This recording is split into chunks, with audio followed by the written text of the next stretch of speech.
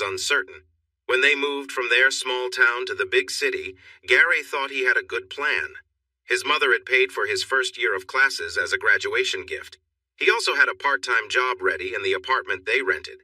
What he didn't fully realize was how high the costs were here. Emma's job as a trainer at a gym in Manhattan helped add some extra money, but it wasn't enough.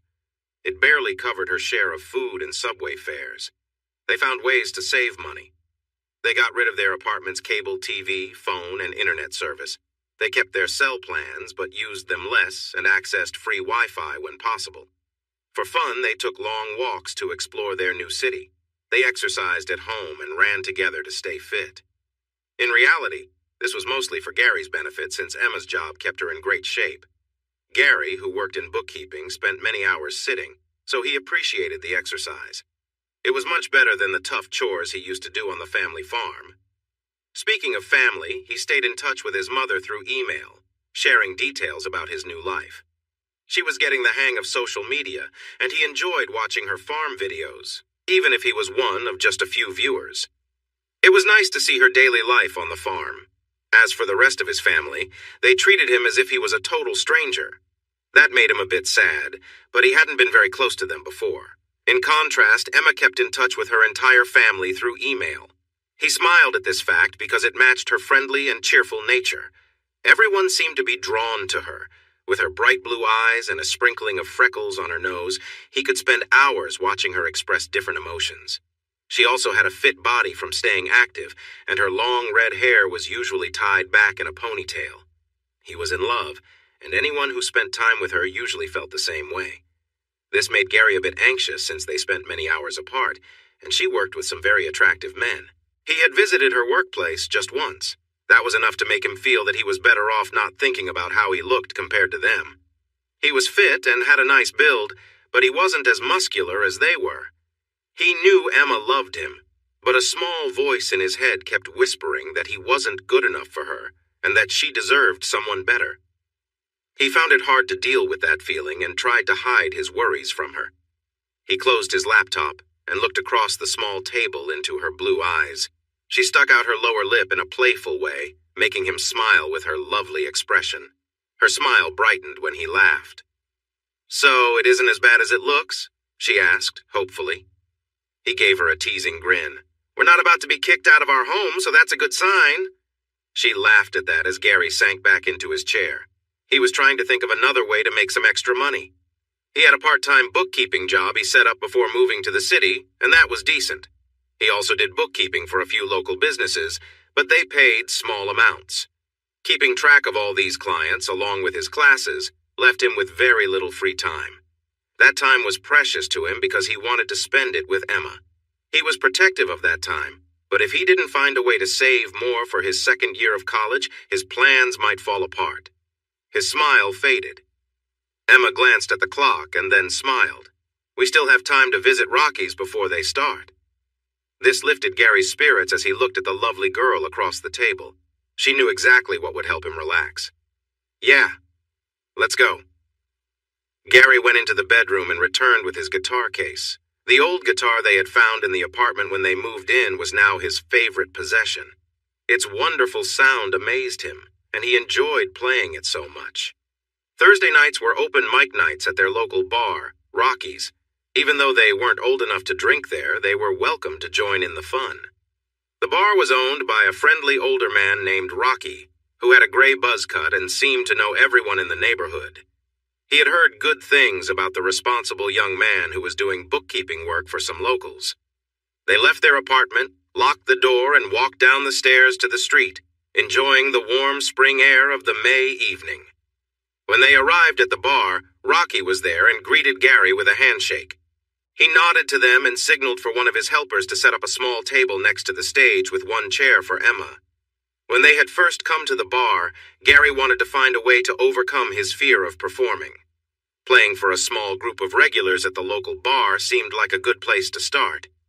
During open mic night, performers could use their own instruments or, if they were singers, there was a karaoke machine. After Rocky heard Gary play, he invited Gary to accompany singers who preferred not to use the machine. Most singers liked having Gary play while they sang. In return, Emma got to sit next to the stage, and they both received complimentary soft drinks. Since they weren't big fans of sweet drinks, they usually opted for plain water, which Rocky appreciated. Tonight, as Gary walked up to the stage, he noticed the bar was more crowded than usual. Only a few tables were left empty. He glanced at Rocky and saw the large smile on his face, clearly happy with the crowd enjoying their drinks. Gary took a seat beside the stage and felt all those eyes on him. A chill ran down his back. Then his gaze met Emma's as she looked back at the crowd. He could see she recognized his nerves, but she gave him a warm smile that made him feel better. Taking a deep breath, he returned her smile and silently said, "I love you." Her smile grew and warmth filled him up. She whispered back that she loved him too, which gave him courage. He opened his guitar case and quietly tuned his instrument. He knew Rocky liked him to warm up the audience with his music before others came on stage. He had been practicing a song and felt ready to perform it tonight. He moved the mic stand closer to his guitar and looked at Rocky. Rocky nodded and walked up the stairs to face the crowd. The noise decreased as people looked up at the man in the dark suit. "Welcome to Rocky's open mic night. It looks like a fantastic crowd tonight, so I hope you're ready to get on stage and share your talent." The audience laughed at his playful demeanor. Rocky pointed to a man who laughed a bit too loud. "Hey, by talent I mean skills." He paused for the laughter. "Singing and playing, you know what I mean?" Finally, Rocky smiled, and the audience responded with smiles of their own. "To kick off our evening, Gary Truman will play a couple of songs for you. Let's give him a round of applause." Rocky stepped off the stage, and all eyes shifted to Gary with his guitar. Taking a calming breath, Gary adjusted the microphone closer to his mouth. He looked out at the audience, but focused on no one in particular. "Good evening. I'm going to play Asturias by Isaac Albanese." "Thank you." He lowered the microphone back to his guitar. Looking into Emma's loving eyes brought him peace again. He closed his eyes, cleared his mind, and began to play. All that existed was the guitar, his hands, and the music. Before the bar's manager took the stage, a tall blonde man walked in and quickly spotted the one he hoped to see playing his guitar. He scanned the busy tables and caught the eye of two men sitting at separate tables nearby. Both nodded at him, and he returned the gesture before stepping outside to make a call. Gary finished his flamenco piece to loud applause. He noticed Emma had tears of joy on her cheeks and a big smile on her face, which told him she loved it. He smiled back at her and nodded to the audience. "My next song is a familiar one, and you know the words, so feel free to sing along." The bright and cheerful notes of "Here Comes the Sun" by the Beatles spread smiles all around. Many audience members planned to sing on stage tonight, making this a light moment where they could join in without the pressure of performing alone. As Gary got lost in the music, he frequently looked up to see the audience enjoying themselves. The blend of voices was wonderful, and he nodded back at them with admiration before finishing the song. The applause now felt shared, and he clapped for the audience too. Rocky stepped onto the stage and moved to the mic while clapping. "Thanks, Gary, always amazing. We're ready for our next performer, who is..." He glanced at the paper in his hand. "Tracy Mulholland. Just a reminder for performers, you can use the karaoke machine or ask Gary for music. Enjoy." After he left the stage, a slender blonde woman with big curly hair approached Gary. She pointed to the machine and he nodded in response. The light faded on Gary and he relaxed. He shared a smile with Emma, and they turned to listen to Tracy sing. When Tracy started her show tune, Gary felt like he was bracing for a storm, but at least she was singing well. Not every act tonight would be.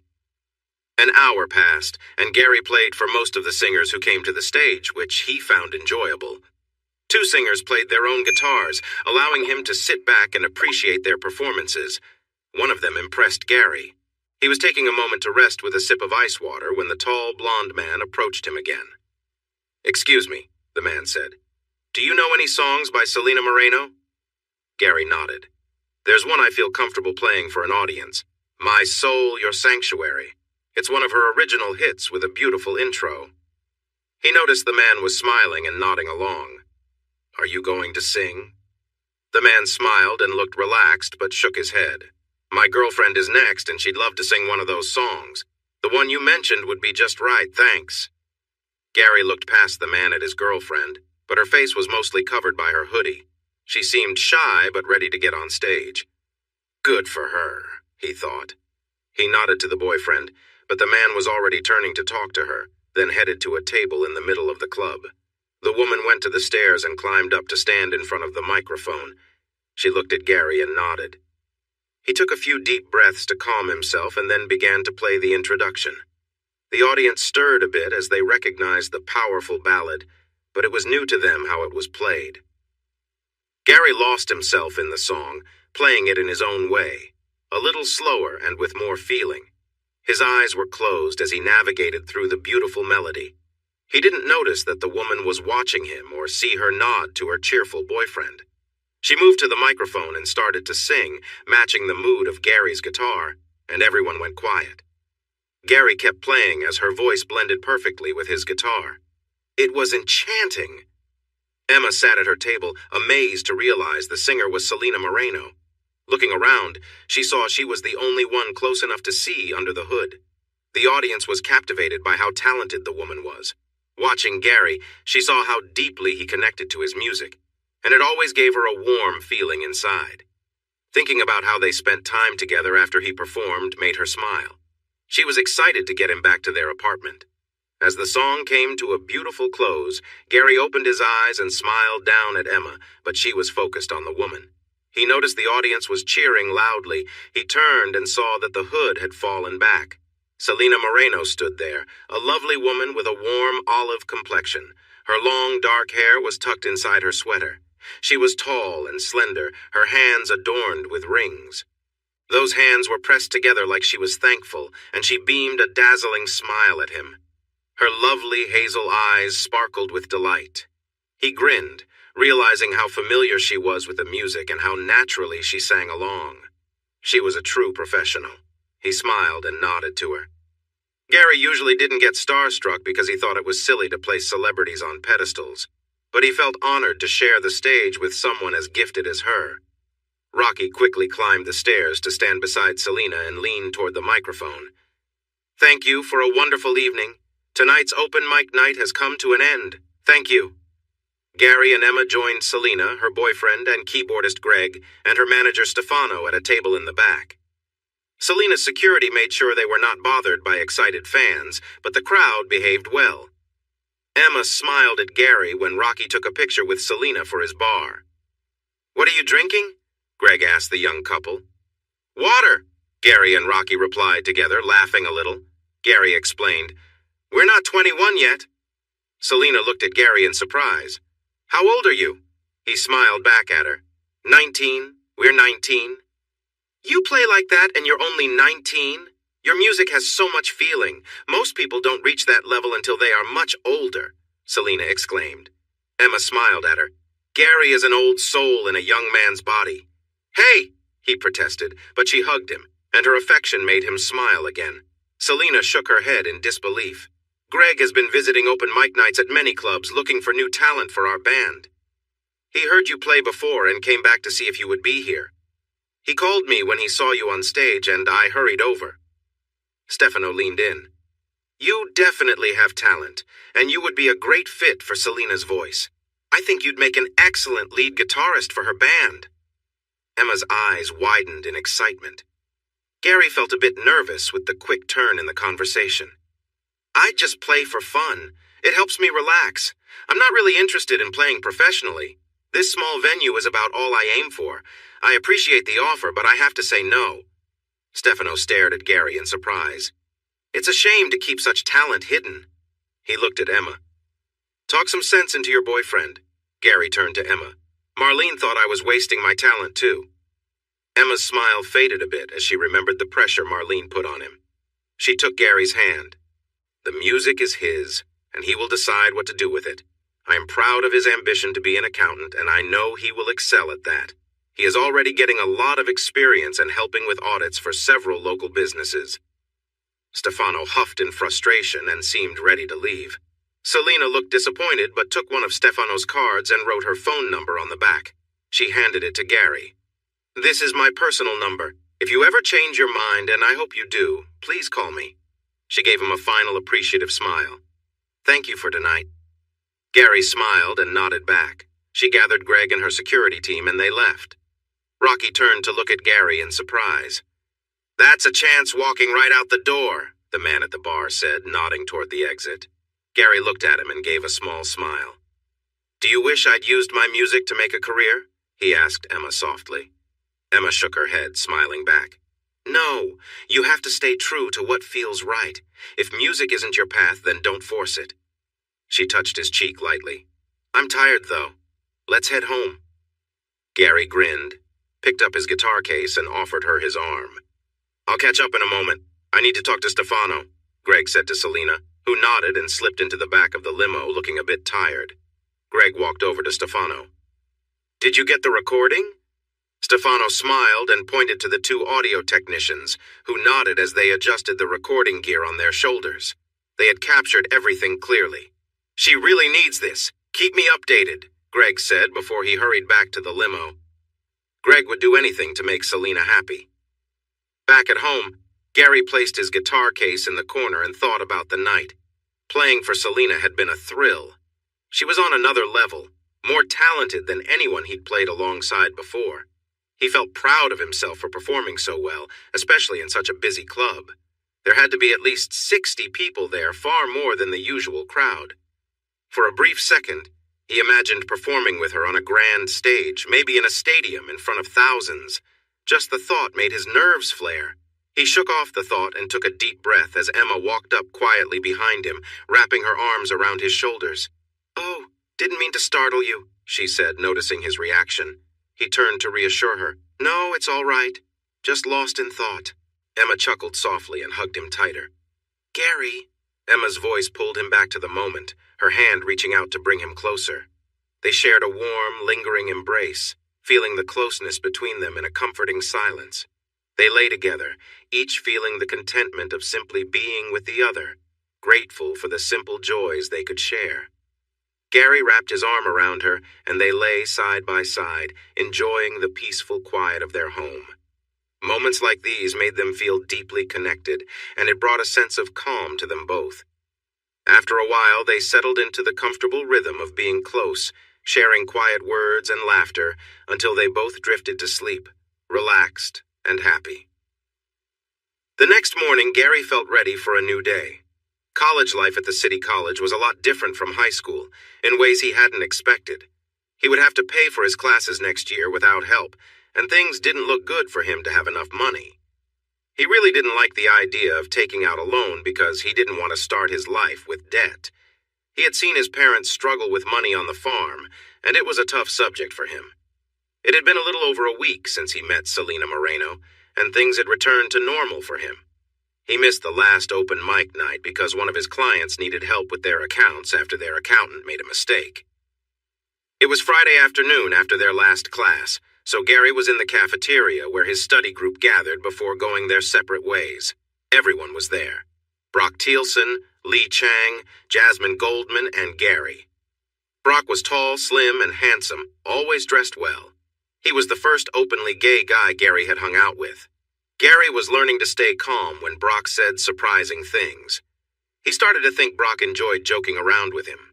Lee was slim and cute, but she was very competitive, even if she often apologized for it.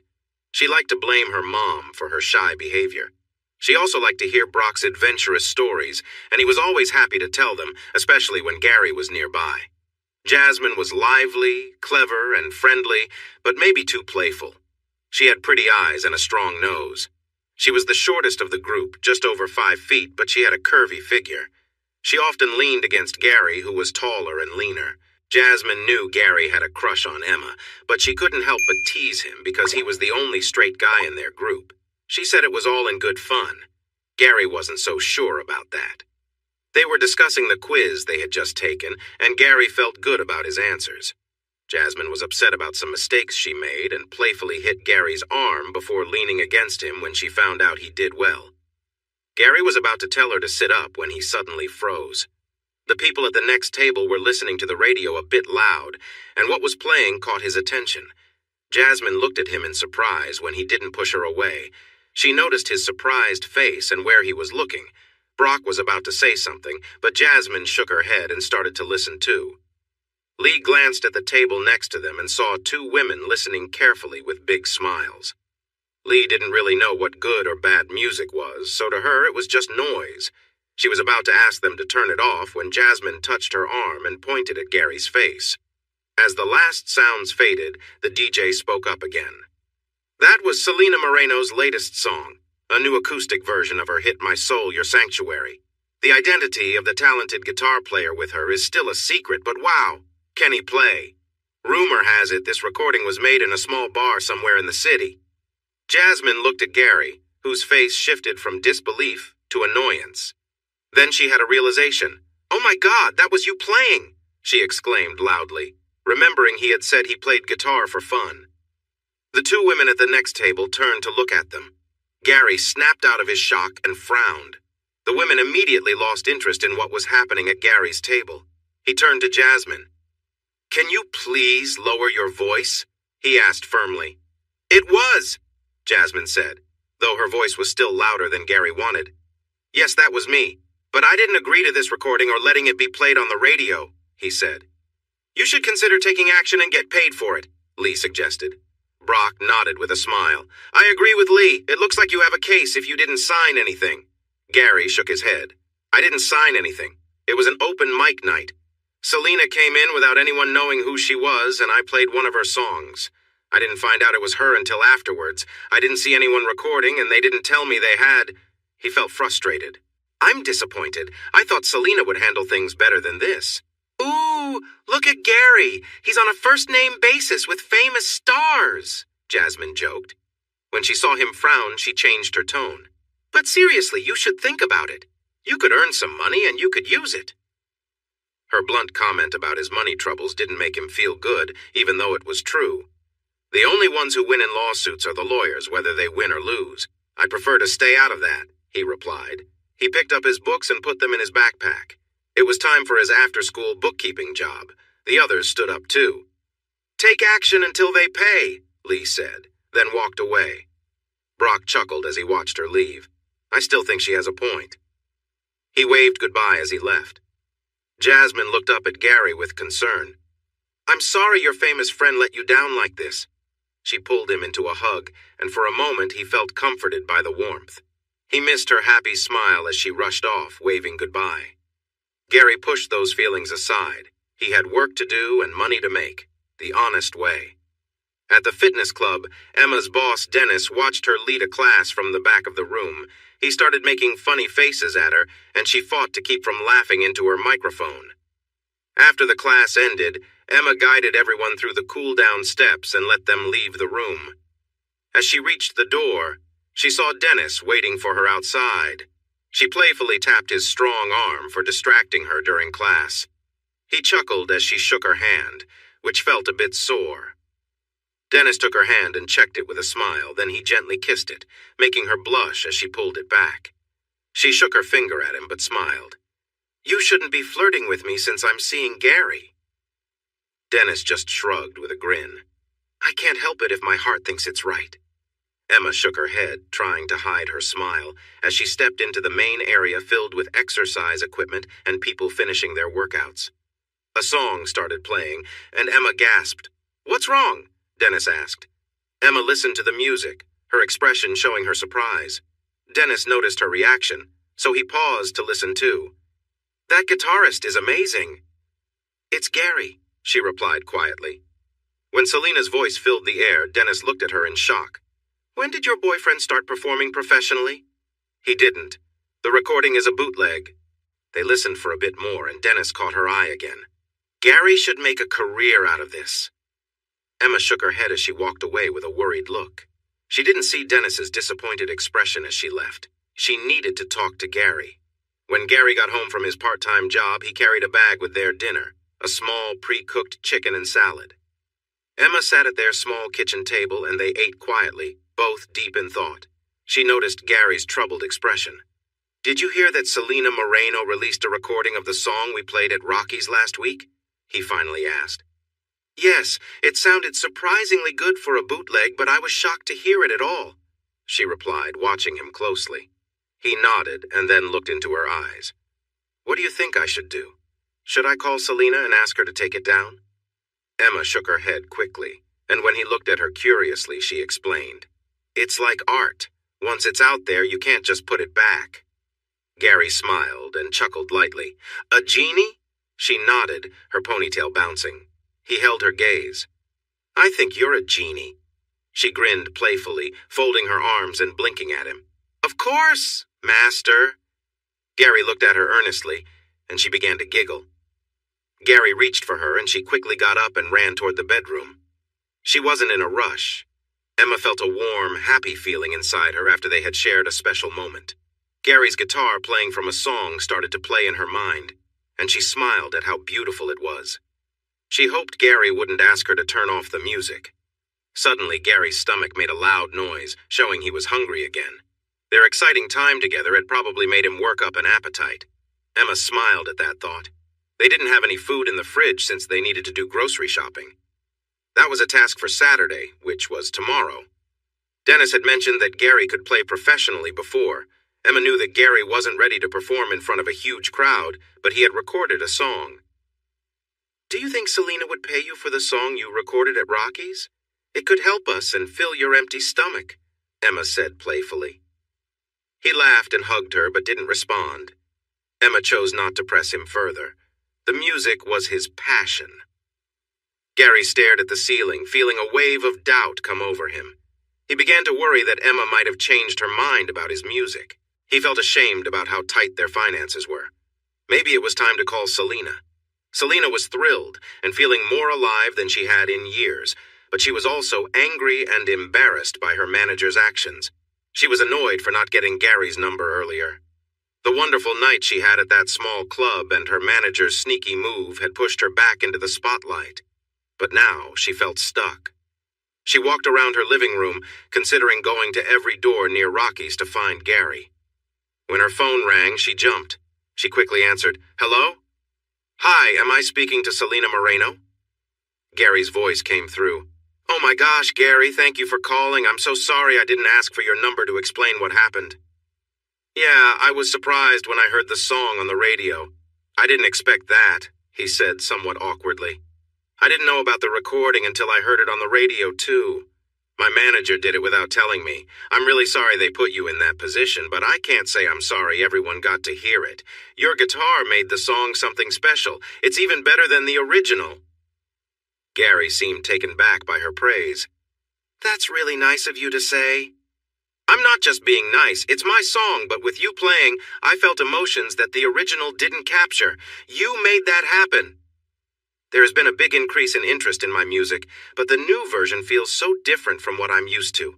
I really need your help," she said. Gary paused for a moment before responding. "I love music. I taught myself how to play, and it's my happy place. It's where I go to escape from the stress of life. People say I should make money from it, but if I do, it might lose what makes it special for me.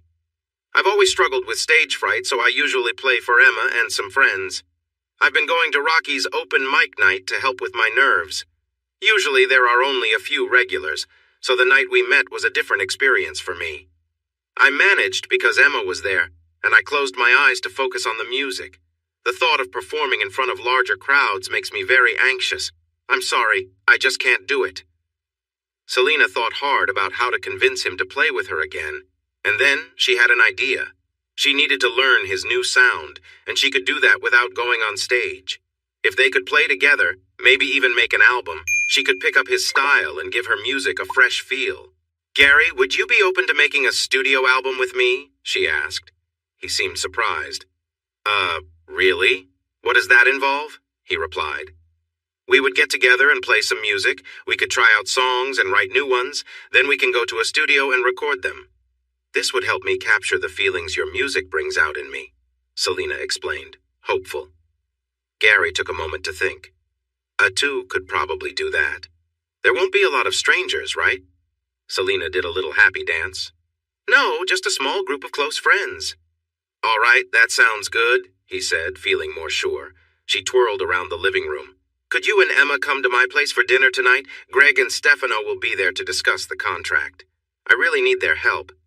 Then we could do some recording on Sunday. I actually work on Sunday afternoons to review the accounts for some local businesses, and I've been doing some auditing. If you ever need an accountant, I'm your guy, Gary joked. I might think about it if you promise to keep playing music with me, she teased back. Gary laughed. Just tell me when and where, and I'll see you tonight. She made him write down the address, and they hung up. Selena couldn't contain her excitement. She bounced on the couch, feeling so hopeful for the first time in years. New music with deeper emotions was on the way. She quickly called Stefano. Mancini, he answered. Stefano, Gary called. He was frustrated about the illegal activity, but he said he would be open to making an album with me. That's amazing, the man exclaimed.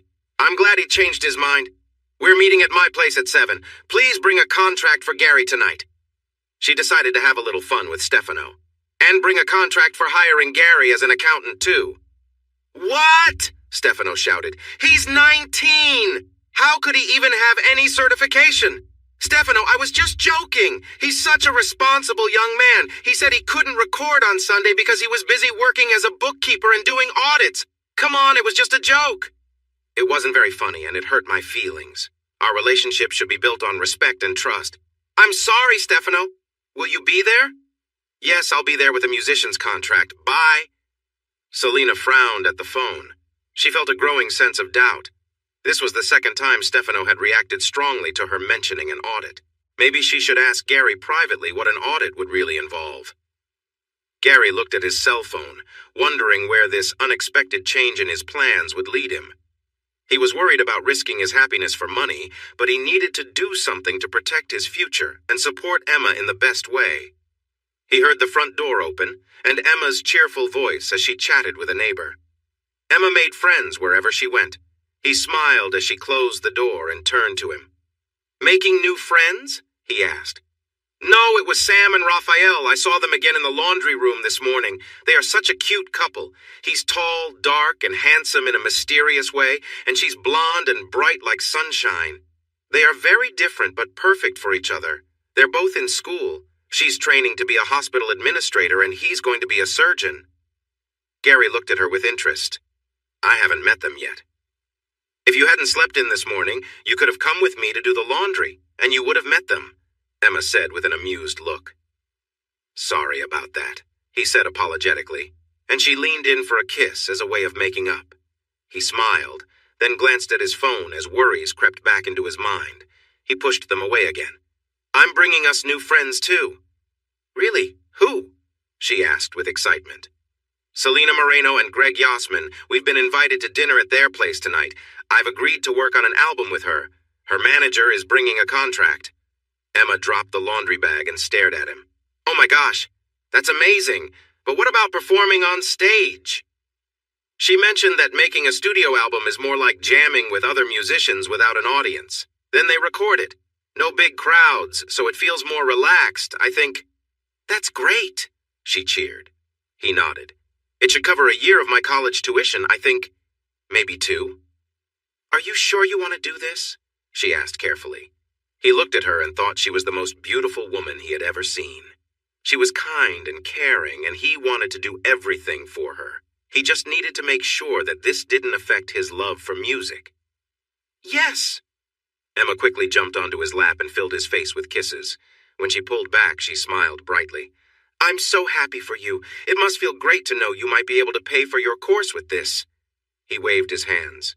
We haven't talked about payment yet, and I haven't seen the contract. It's all just an idea for now. On a practical note, we really need to get groceries. Ugh, she groaned. This wasn't her favorite task, but it had to be done. Just a few blocks from their home was a decent grocery store. When they first arrived in the city, they shopped at smaller stores nearby. But as their budget got tighter, they had to go further to find better prices and more items. Emma pushed the cart while Gary searched for the things on their list. They had their favorite foods and tried to eat well, but they had to be smart with their limited money. As they turned a corner, Gary heard a familiar voice. Oh my God, rock stars buy their own groceries? They're just like us regular folks. Gary looked up from his list to see Jasmine and Brock smiling at him. He noticed Emma's curious look. These are my classmates, Jasmine Goldman and Brock Thielsen. This is Emma. Jasmine stepped closer and shook Emma's hand. Nice to finally meet you. Gary talks about you all the time. Nice to meet you too, Brock added with a smile as he shook her hand. "What are you guys doing here?" Gary asked. "Don't you live near one of these stores?" He waved at the building. Brock pretended to be shocked. "How do you know such private details about Jasmine's neighborhood?" He gasped again. "Oh no! The secret has been revealed by such a simple clue." Jasmine laughed, and Gary rolled his eyes at them. "Come on, Brock. Last week we looked at Google Maps to compare commutes. I saw the grocery store on the map. Seriously, what are you doing here?" "I like Brock's story better," Jasmine teased, winking at Gary. She blew him a kiss and danced down the next aisle. Gary watched them walk away with his arms crossed. Then he turned to Emma, who was watching him closely. "Do you have a crush on Jasmine?" she asked. "A little less today," he replied, frowning. "Do you think she's pretty?" Emma asked, trying to hide a grin. Gary snorted and looked at her in surprise. Just then, Emma's phone rang, and she pulled it from her pocket. Gary caught a glimpse of a picture of Dennis, and his eyebrows shot up. Emma's confident smile faded as she looked embarrassed. The photo showed Dennis without a shirt, and his strong muscles were shiny with sweat. He was flexing his arm and smiling at the camera. "Hello?" she said, noticing Gary's raised eyebrow. She shook her head while listening. Gary saw her face change to shock. "That's terrible," he thought, feeling a mix of worry and curiosity about what had happened at the gym. "Today?" Emma replied, then quickly glanced at Gary. "Can you hold on for a moment?" she said to Dennis, placing the phone against her chest. "Yvonne, our main trainer, got into an accident and was hurt. Dennis needs someone to cover her classes. There's one this afternoon and 2 tonight. These classes are very popular, so they pay well. Dennis wants to offer them to me." Emma looked at Gary, and he could tell this was important to her. Still, he couldn't help but speak up. "Saturday is our day." When her smile began to fade, he held her hand. "No, I'm just being silly. You should take it. You deserve this. We'll find another time for us." Emma's smile returned, and her eyes shimmered. She nodded and brought the phone back to her ear. "I'll do it." Her smile grew as she listened to Dennis, making Gary feel a flash of jealousy towards the fit guy who could bring such joy to Emma. He quickly pushed those feelings away, knowing Emma didn't deserve that from him. "See you soon," Emma said before hanging up. She glanced at the time on her phone. "I'm really sorry, Gary. I need to go now if I'm going to make the class. I won't be home until around 10. He forced a smile. "It's a clever plan to escape grocery shopping." She laughed and kissed him, which made him feel a bit better. Then she rushed off, leaving him with a pang in his heart. Taking a deep breath, he got behind the shopping cart and checked his list again. He steered down the next aisle and moved forward. Grocery day doesn't wait for anyone. Halfway down the aisle, he paused. Selena and Greg were having dinner together. He would have to go without Emma.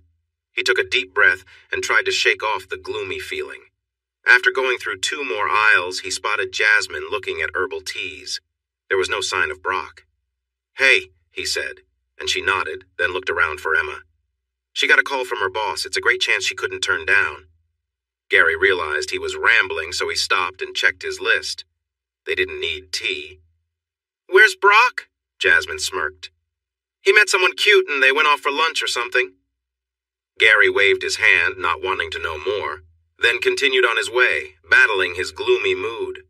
Jasmine walked alongside him. "Are you okay, Gary?" she asked softly.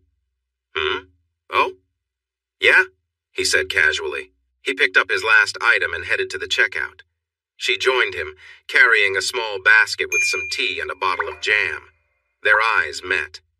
"Okay, I was actually following some celebrities today. I was bored and thought it would be fun to spend time with you and Emma. Brock came along because he loves to tease you." She noticed how much Gary was buying. "It seems like you could use some help with that." He sighed. "Yeah, that would actually be helpful."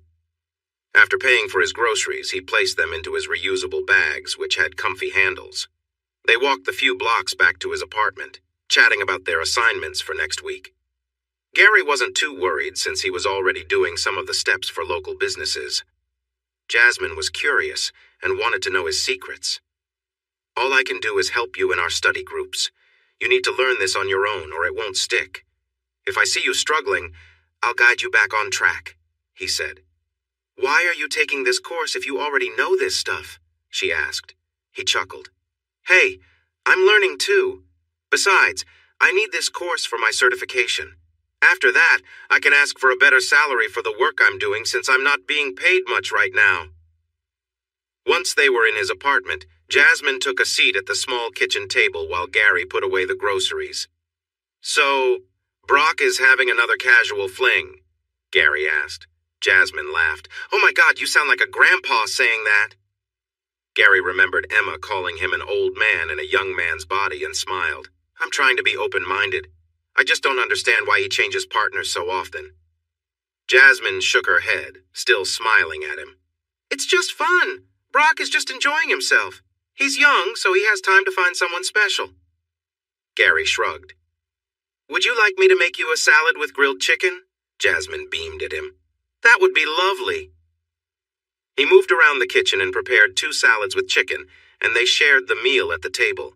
I only have water to drink. That's fine, she said. This is nice. They enjoyed their meal and talked about Lee's latest outburst regarding her mother. Lee was starting to seem like a Disney villain to them. So, what's next for Gary the music star? Jasmine teased. Gary chuckled softly before recalling his news. Well, I'm going to Selena Moreno's place tonight for dinner and to discuss recording an album. Jasmine's fork fell into her bowl as she looked at Gary in shock. Oh my God, that's amazing! Are you going to tour with her? How will you manage that along with your course? Are you leaving your accounting job now that you're becoming a guitar star? Jasmine asked with excitement. Gary laughed and raised his hands. Whoa, hold on. I'm not going on tour. I'm finishing my classes because I want to be an accountant. I don't feel like a guitar star at all. I'm still learning and I teach myself. But you could end up on a big stage someday, right? She pressed. No way. I get really nervous on stage. That's why I'm only making a studio album, no audience, he explained. She thought for a moment while finishing her lunch. But don't you play at the local club? Gary nodded. There are usually only about a dozen people there, and they are all regulars. The night I played with Selena, the place was packed. If it wasn't for Emma, I would have been so nervous. Jasmine shifted a little. I've never heard you play. Gary gathered their plates and cleaned up, then turned to her with a smile. I could play something for you. She beamed and clapped her hands. Sit on the couch, and I'll be right back. He went into the bedroom to get his guitar from the case. When he returned to the living room, he saw Jasmine sitting on one end of the couch, facing the window. He took a seat at the other end and turned to face her. You have a really nice place. It's warm and cozy with a lot of light, she said with a content sigh. Gary smiled. We love it here. It's not big, but it's easy to clean, and our neighbors are mostly students who are not too loud. Emma knows all of them. He tuned his guitar softly, then looked up at her eager expression. I recently learned this piece and played it at Rocky's the night I met Selena. Flamenco guitar is challenging but very rewarding. It has really helped me with other styles, too. Feeling a bit shy for getting too excited, he glanced at her. She was just smiling. Anyway, this is Asturias by Isaac Albeniz. He closed his eyes and took a deep breath before starting. This piece needed his full focus, but he let the music come naturally. When he finished, he leaned back and opened his eyes to see tears in Jasmine's eyes.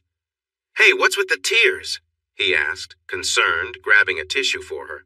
She wiped her eyes but smiled at him. I'm sorry, it was the most beautiful music. I think you need some happy tunes, Gary said with a playful look.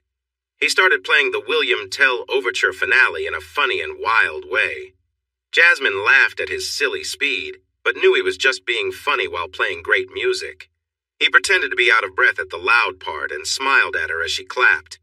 That was so good. You're a little crazy, though. Gary quickly pulled up the jingle for Almond Joy candy. Sometimes you feel like a nut, sometimes you don't. To be honest, his singing could use some work.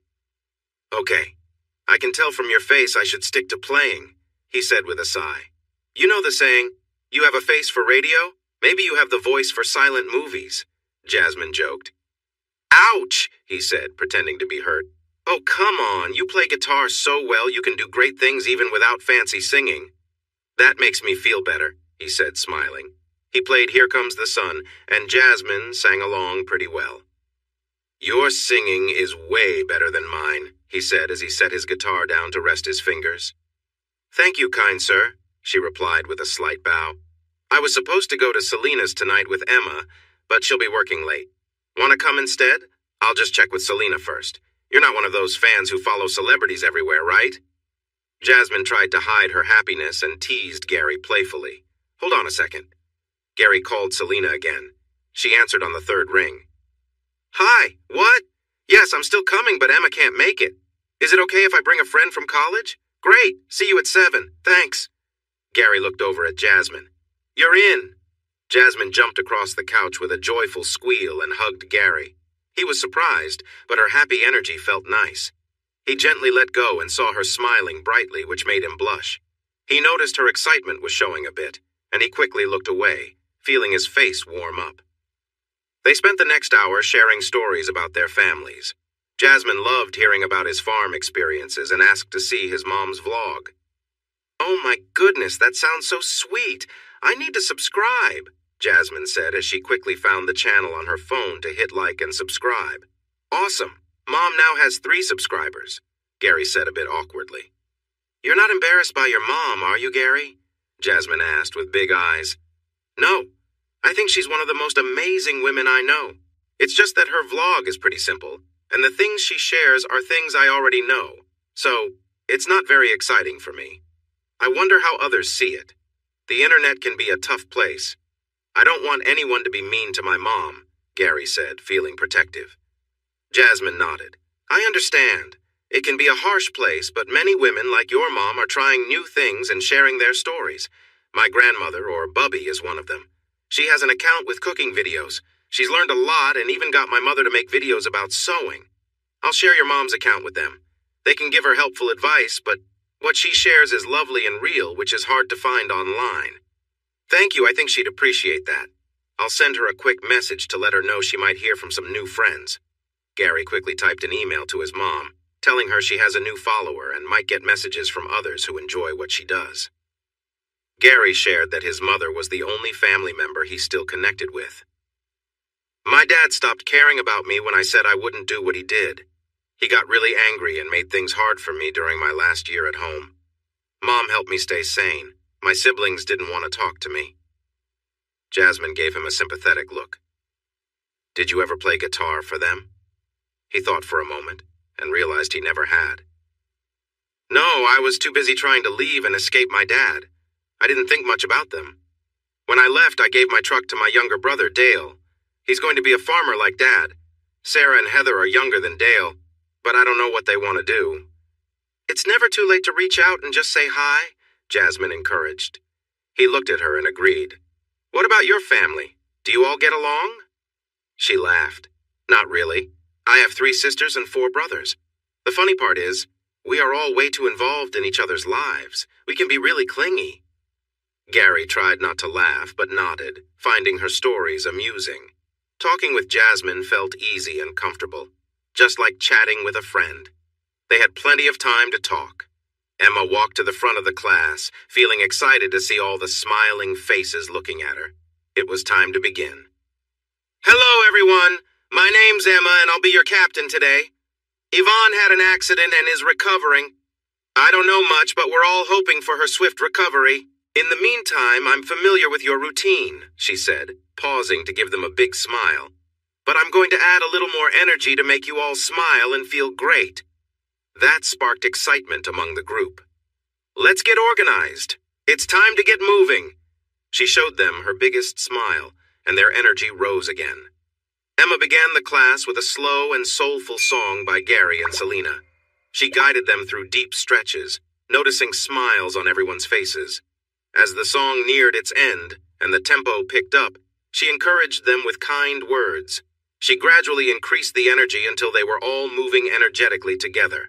Emma filled them with her enthusiasm, and they clearly loved it, asking for more. 45 minutes later, she ended the session with Selena's new song and helped everyone relax. Thank you for your energy. You were fantastic. The group cheered for her, and she responded with a big smile and a bow. As the class wrapped up, a client approached her, grinning widely. You brought so much energy to our session. That was amazing. You really led the class well. Emma smiled back with gratitude. Thank you. I hope Dennis offers you as good a contract as Yvonne managed for me. I'm Nancy Delaney, a partner at Kirkman, Douglas, and Delaney. I handle contracts. If this temporary role seems like it might become permanent, please call me." Emma was surprised when Nancy handed her a business card. It was waterproof. Nancy smiled. "It's protected so it stays nice, just like me." Emma giggled and nodded. As Nancy's friends called her over, she smiled at Emma one last time and waved goodbye. Emma packed her things into her small duffel bag, tucking the business card into the side pocket. When she left the studio after the group, she bumped into Dennis, who was full of excitement. "I knew you could do it. I watched, and you did a fantastic job in there. I got amazing feedback from the clients as they left. They said your energy made a big difference, and they enjoyed the session even more than with Yvonne. They want me to keep you." Emma's smile grew wider, and he picked her up and twirled her around. She felt a rush of happiness as he set her down, trying to hold back her laughter. After waving goodbye, she headed to the showers. She put her first outfit into her laundry bag in her locker.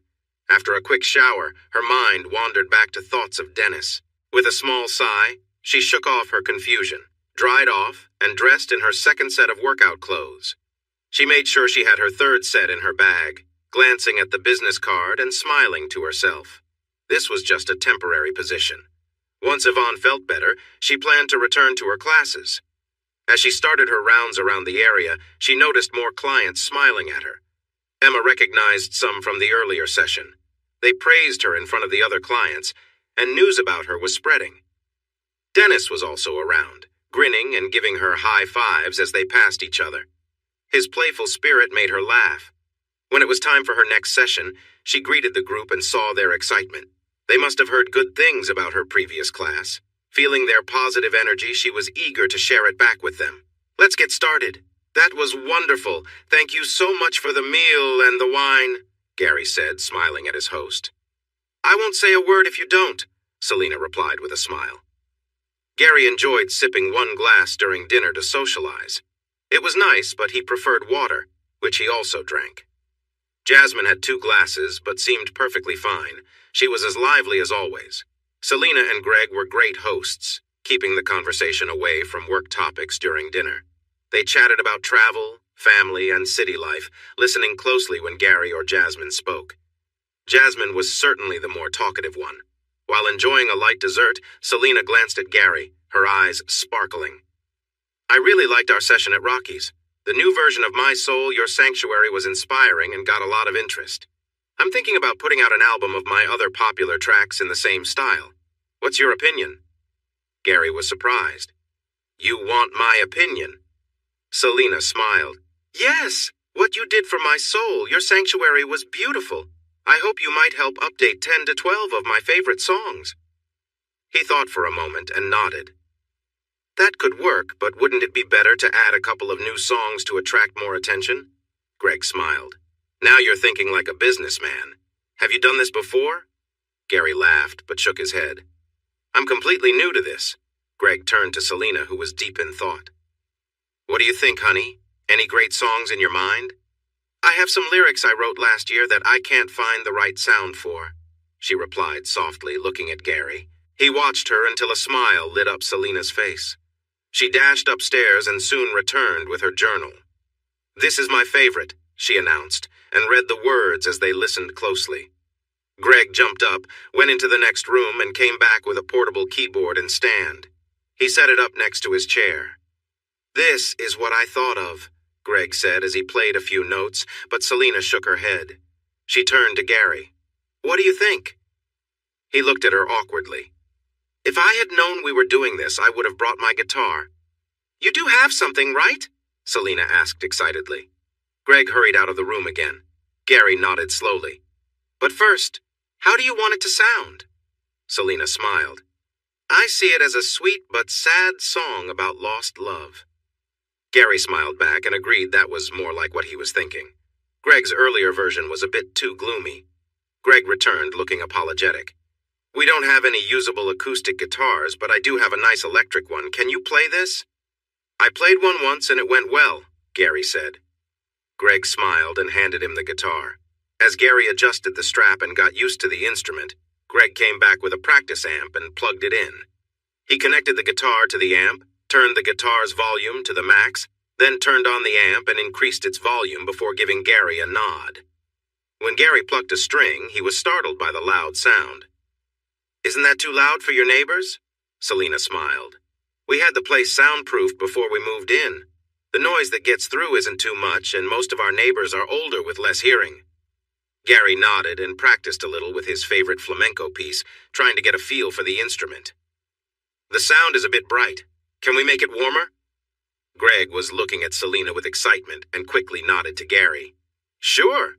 He adjusted the amp, and Gary smiled as the new tone came through.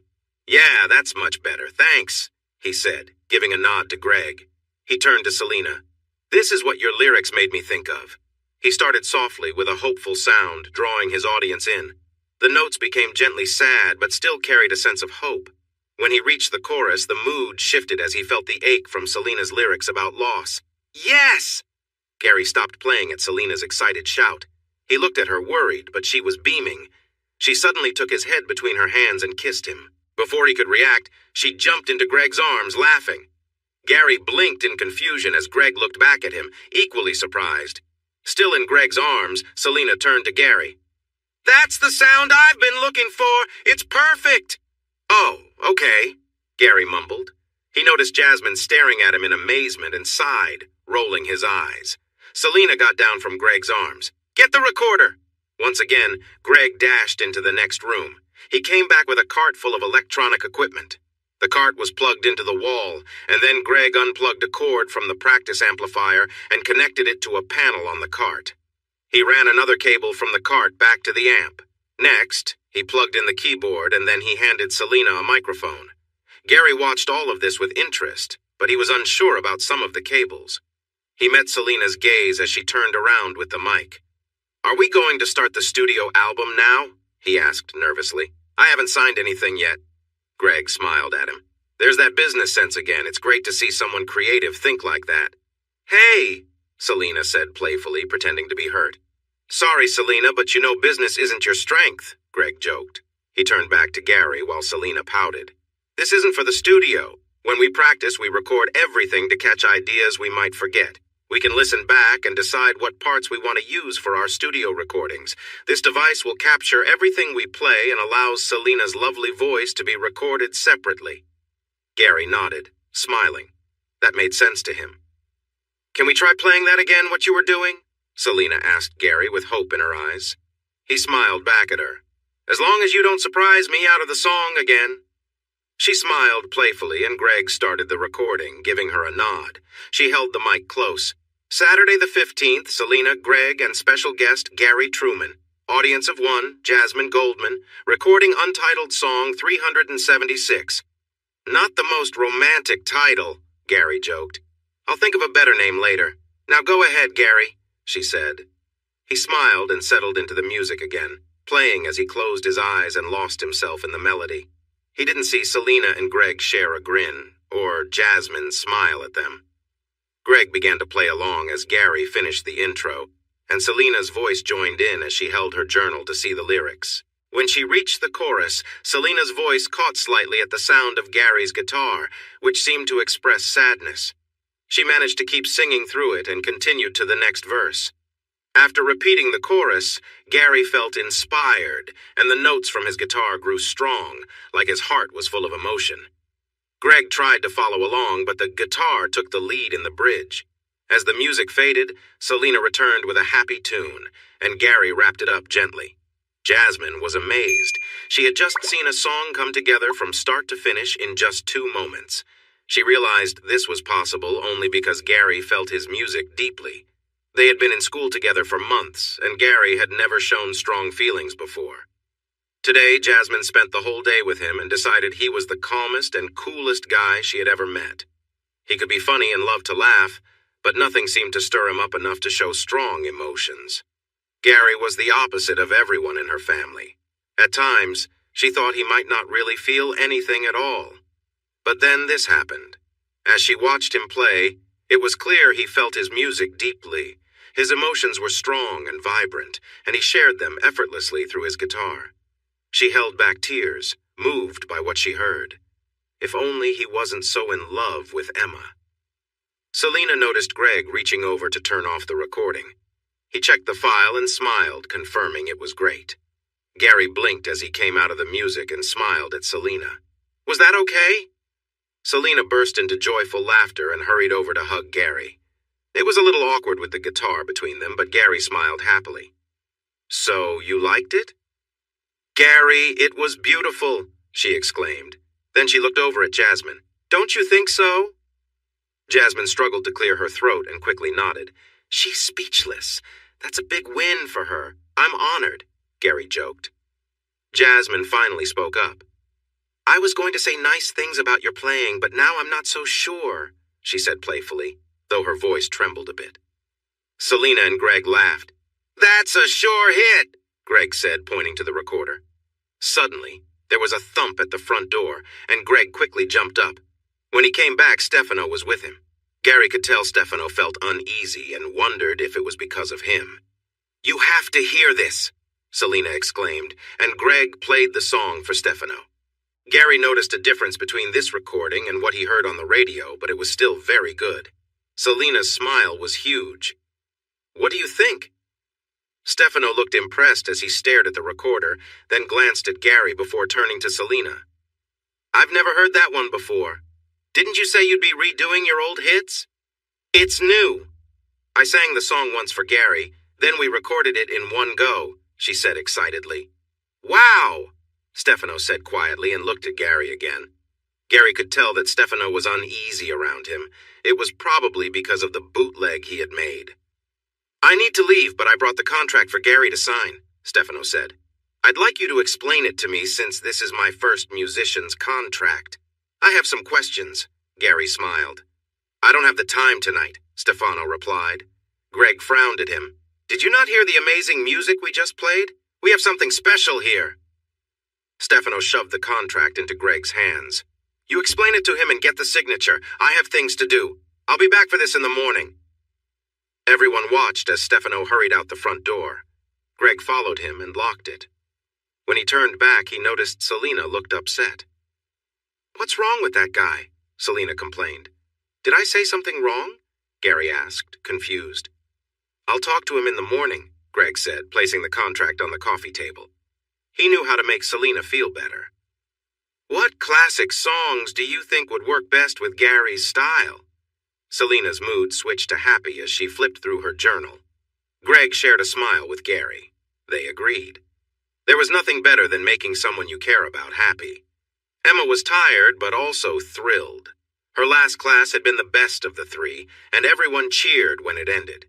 Behind the glass in the back of the room, other clients had paused their own workouts to watch her energetic session, after so many people were smiling that her cheeks hurt from grinning. Her body was pretty worn out, too. She had put a lot of energy into her routines, or rather Yvonne's routines, but she had added her own twist. The clients loved it and wanted more. Her skin tingled with leftover excitement. She was also very hungry and hoped Gary didn't have trouble finishing the grocery shopping after she left. She stepped out of the shower and dried off. She put on her clothes for going home and packed her laundry bag into her gym bag. She would need to wash these for her next classes.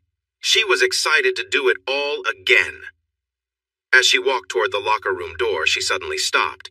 Selena Moreno! She was supposed to see her with Gary tonight. She had been so caught up in herself that she completely forgot. She felt terrible. She called Gary's phone, but it went to voicemail, which probably meant he had gone without her and didn't want to interrupt his friends. "Sorry, Gary. I just remembered that I was meant to visit Selena Moreno's house with you. I hope you went and had a great time. I'll see you at home. I love you." Emma didn't really enjoy leaving messages. They always felt a bit empty. She stepped out of the changing room and walked toward the exit. There was Dennis, waiting for her with his cheerful smile. He wore a dark jacket and a white shirt with gray pants and black shoes. His big muscles made him look a bit scary, but his happy smile showed he was friendly. Emma's cheeks hurt a little as she smiled back. "What are you still doing here?" she asked. Normally he left before the last session since he came in so early. "Who could leave without seeing that amazing show? Everyone was cheering for you at the end," he said enthusiastically. Emma laughed. You're being silly. They were not. Okay, but they were cheering loudly. I haven't seen that since the early days when Yvonne and I opened the club. What happened to her? Emma asked, feeling her stomach rumble. Dennis looked at her. How about I treat you to dinner before you get too hungry, and I'll tell you? You don't have to do that, Emma replied. You really helped us out today, so please let me thank you with a meal. It's the least I can do. Emma thought about going home to her empty apartment and cooking for herself. A free meal would save some money, so she nodded. He motioned for her to lead the way, and they walked together on the sidewalk. There's a nice restaurant at the Hilton just down the street. They have a great Caesar salad with grilled chicken. That was what she and Gary had planned for lunch, so Emma felt happy to nod along. They quickly reached the hotel and went up to the restaurant on the second floor, finding a cozy table by the window where they could watch people walking by. Dennis ordered 2 glasses of sparkling juice. Emma protested a bit, but he said they should celebrate because he had exciting news. Curious, she stayed quiet as the drinks arrived. I had so many clients come up to me saying how much they loved your energy and kindness. You really made an impression. I'm thinking about featuring you in an advertisement, Dennis said seriously. Emma was shocked. This was a big deal. Advertising was usually very expensive, and Dennis was offering it to her for free. This could really help her career. He raised his glass, and she did the same. The drink was quite nice, even though she didn't have much experience with it. Her family had never been big on drinking. This could really take your career to the next level, he added, agreeing with her thoughts. They toasted again, and then she ordered dinner. Dennis felt the same way. Dennis asked her many questions about growing up on a farm and living in a small town. She found another glass of wine and made more toasts. They talked until the place closed, and by then she felt lightheaded from the 3 glasses of wine he had gotten for her. They shared a taxi back to her home. I'm really proud of you and grateful for your help today, he said as the cab stopped at her front door. Thank you for believing in me. I really appreciate it and can't wait for classes tomorrow, she replied. I'll see you there, he said with a big smile and leaned in to hug her.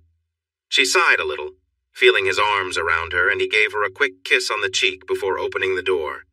She stepped out, slightly unsteady, her gym bag over her shoulder as she glanced back.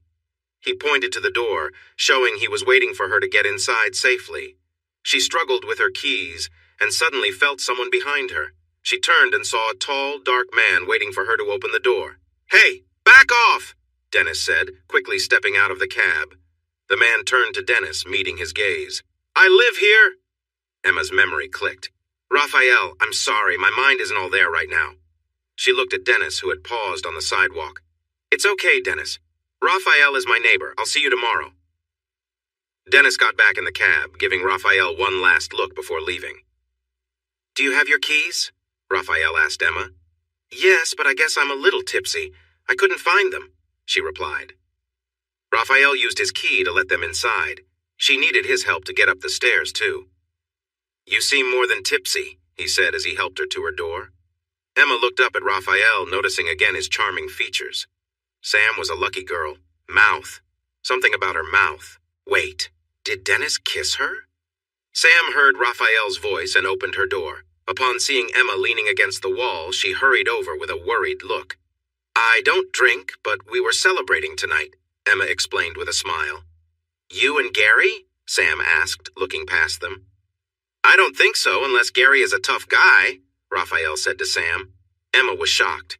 Dennis isn't like that. Raphael looked into her slightly glazed eyes. You told him you don't drink, but he insisted. To celebrate my good fortune, Emma replied softly. He looked at Sam.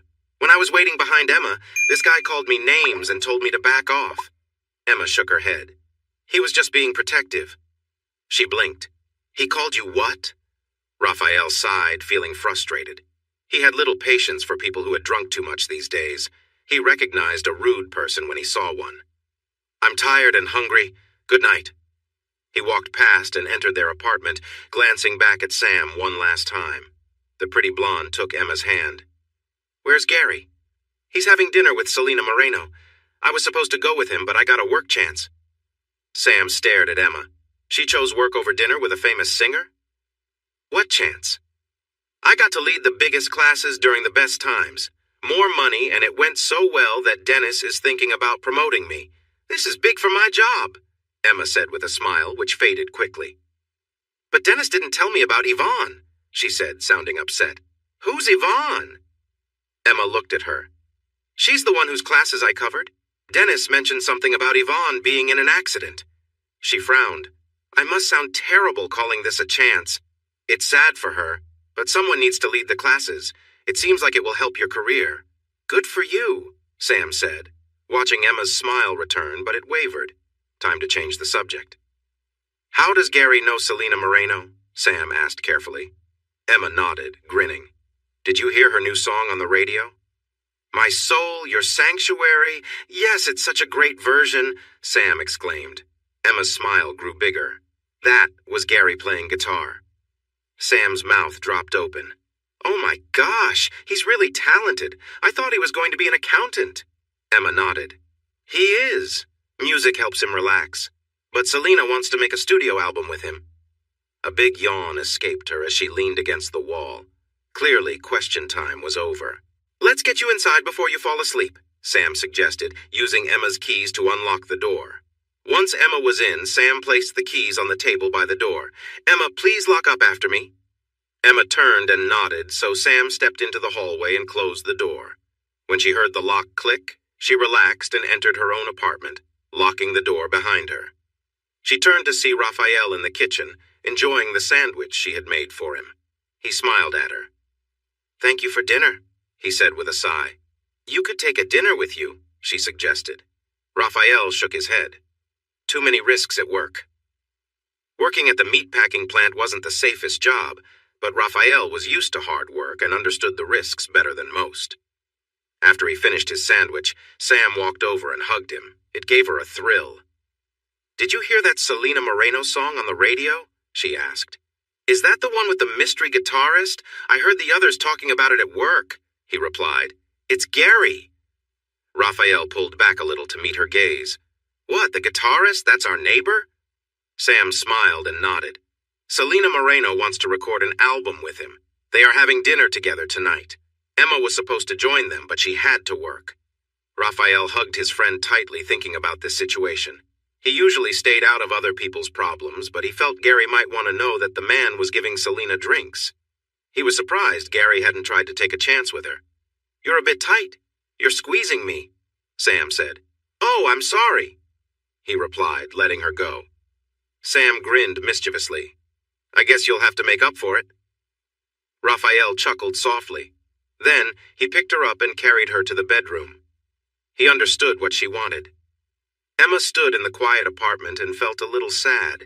She also felt bad about celebrating her success at the cost of someone else's troubles. She was feeling guilty about enjoying a hug from Dennis and that kiss. It was nothing special, really. Just a simple congratulatory kiss between friends. But he shouldn't have done it. She knew that if she had been sober, she would have stopped him. Emma remembered how Raphael didn't like Dennis giving her drinks.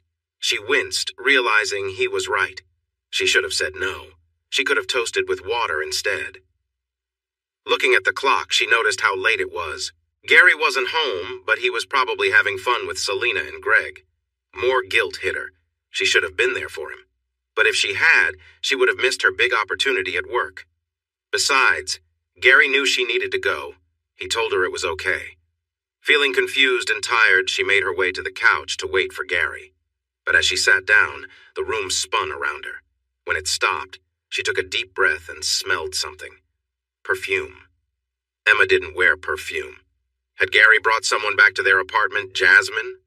That woman had been eyeing Gary at the grocery store. She probably helped him carry the groceries home, something Emma should have done. She stood up, her thoughts racing, and the waves of guilt and doubt weren't making her feel any better. Time to go to bed. Alone. Gary woke up on a couch, feeling something soft resting on him. He stretched, thinking it was Emma, but when he touched her, he realized she felt different. Suddenly awake, he looked down to see Jasmine smiling at him. Can I get up, please? He said softly, noticing Selena and Greg sleeping on the opposite couch. She slowly moved away, clearly enjoying the moment. As Gary stood up, he bumped into the coffee table, rattling some glasses. There were wine glasses for Selena, Greg, and Jasmine, and just a regular glass of water for him. He looked at the wall clock and felt relieved. He still had time to go home and take a shower before visiting clients for bookkeeping. "Sorry, good morning, I have to go. I didn't mean to stay over," he said, a little embarrassed. Selena stretched and smiled at him. "Last night was fantastic. I haven't felt this inspired in years." She turned to Greg.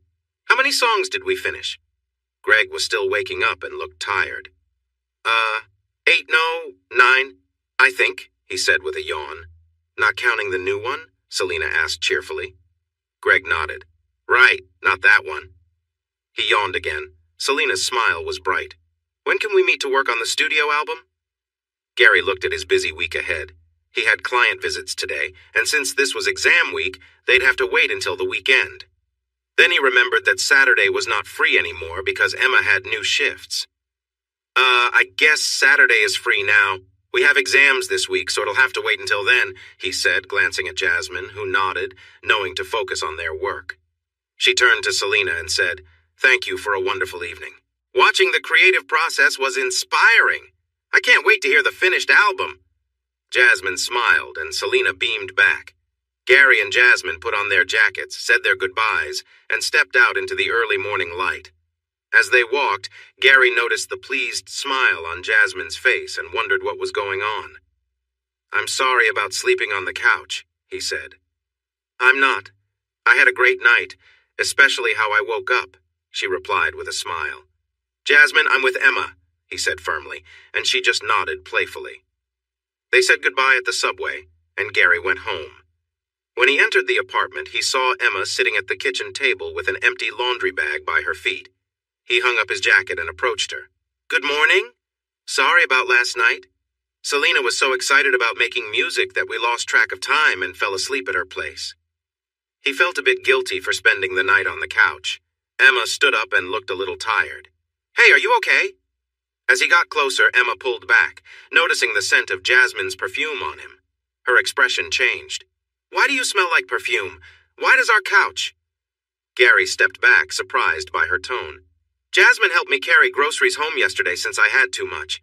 We had lunch and talked for a while. I invited her to join me at Selena's because I didn't want to go alone. I'm sorry about the perfume. You know I don't like the smell either." "Why didn't you come home last night?" Emma still looked upset. Gary shook his head. Hadn't he just told her? He looked closely at Emma. "We played music until after 2 in the morning and everyone fell asleep in the living room. Most of them were drinking wine."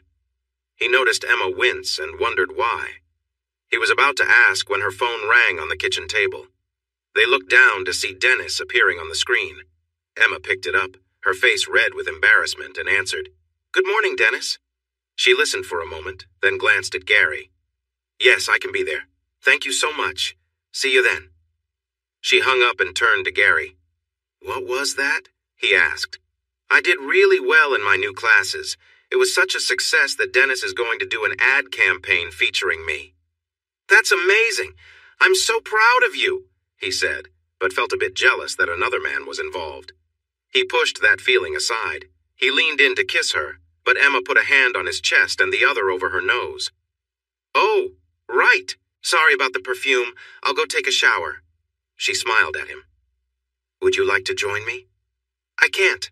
I need to do laundry before heading out to meet Dennis at the photo studio," she replied awkwardly. He nodded as she headed for the door. When the door closed, Gary sighed and walked to the bathroom. He really wanted to change out of these clothes. They reminded him of Jasmine and how nice it felt to relax together. Gary felt his face heat up. Maybe the shower would help clear his mind.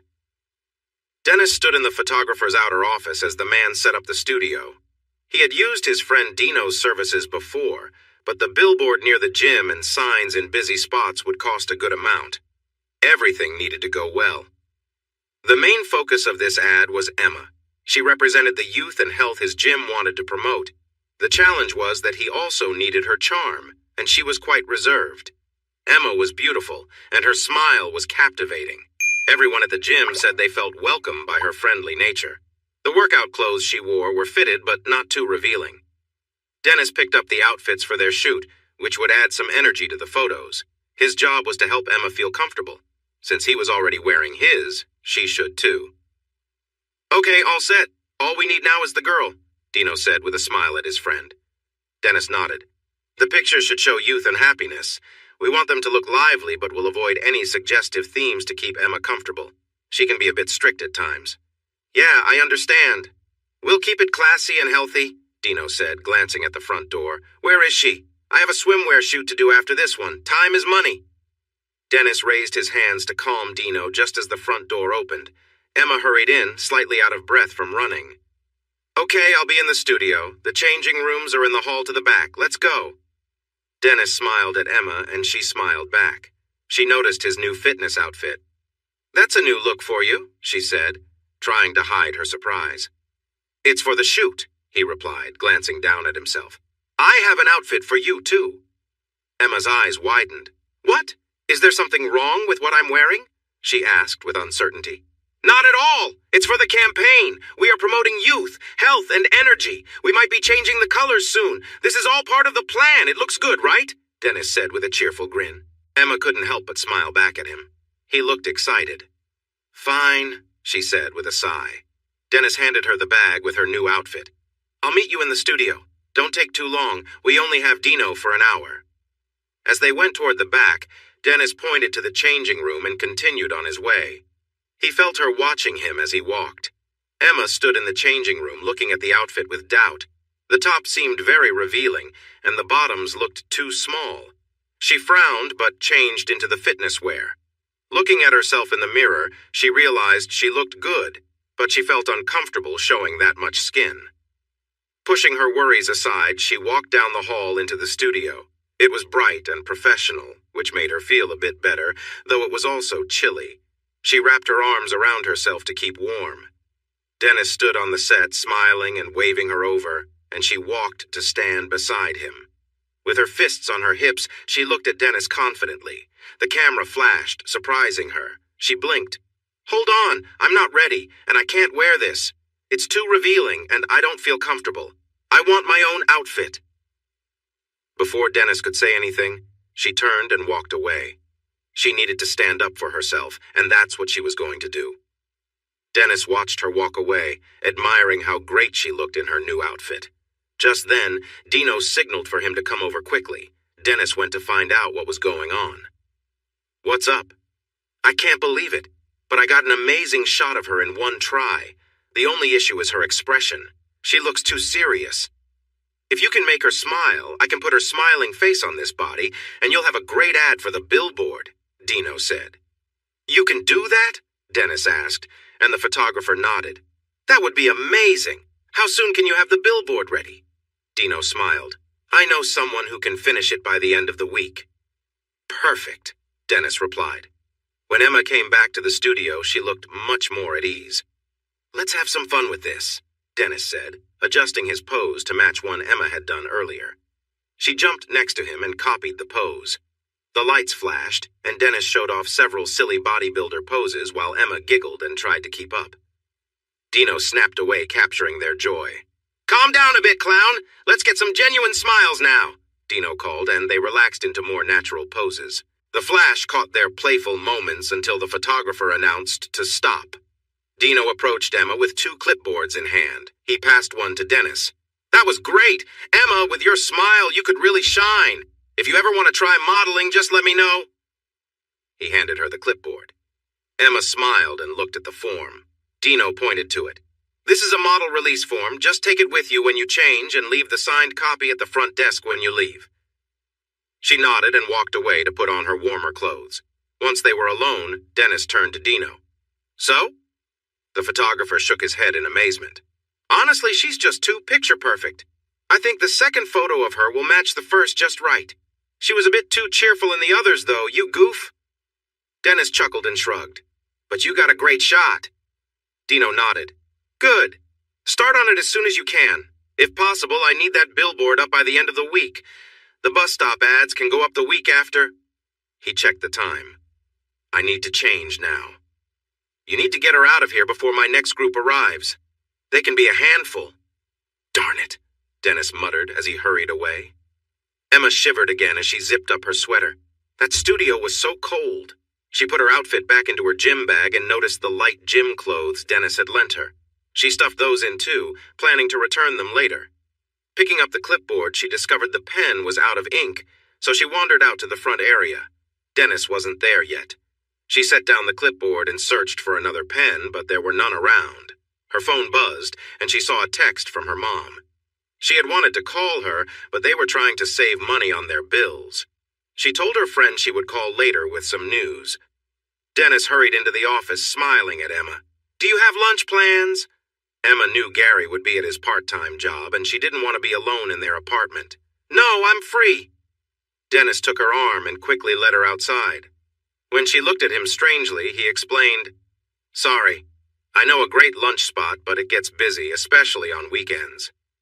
He hailed a cab and took them to a nice area with small shops and charming restaurants. They found a table for two by a window overlooking the busy shopping street. When he offered her wine, she declined. "No, thank you. I had some last night and it didn't sit well with me. I'll just have water with lemon, please."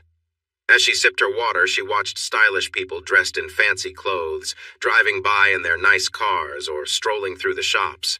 She felt a bit mesmerized by it all. Dennis observed her with a smile. "What's on your mind?" "You're going to get used to places like this and enjoy the finer things in life just like you deserve," he said. Emma looked at him, surprised that he thought she belonged in such a crowd, so different from her simple beginnings. She noticed a graceful woman walking out of a shop with shopping bags and wondered what it would be like to have the freedom to buy things whenever she wanted.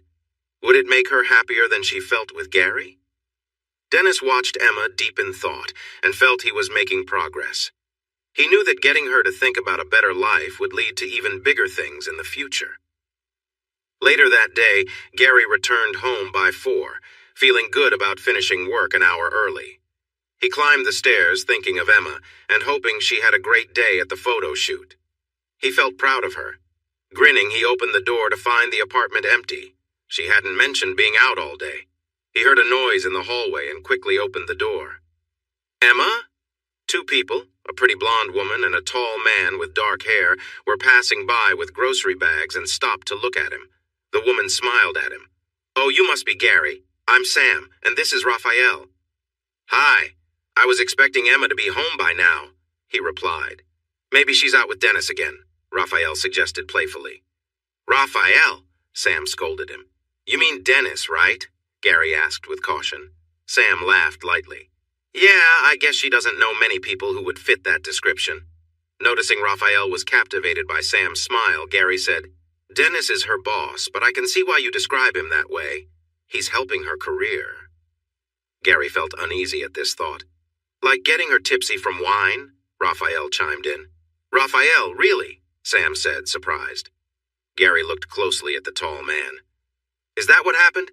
She seemed off this morning. She doesn't usually drink." Raphael nodded.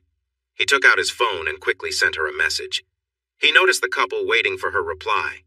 When his phone pinged, he read the message and paused for a moment.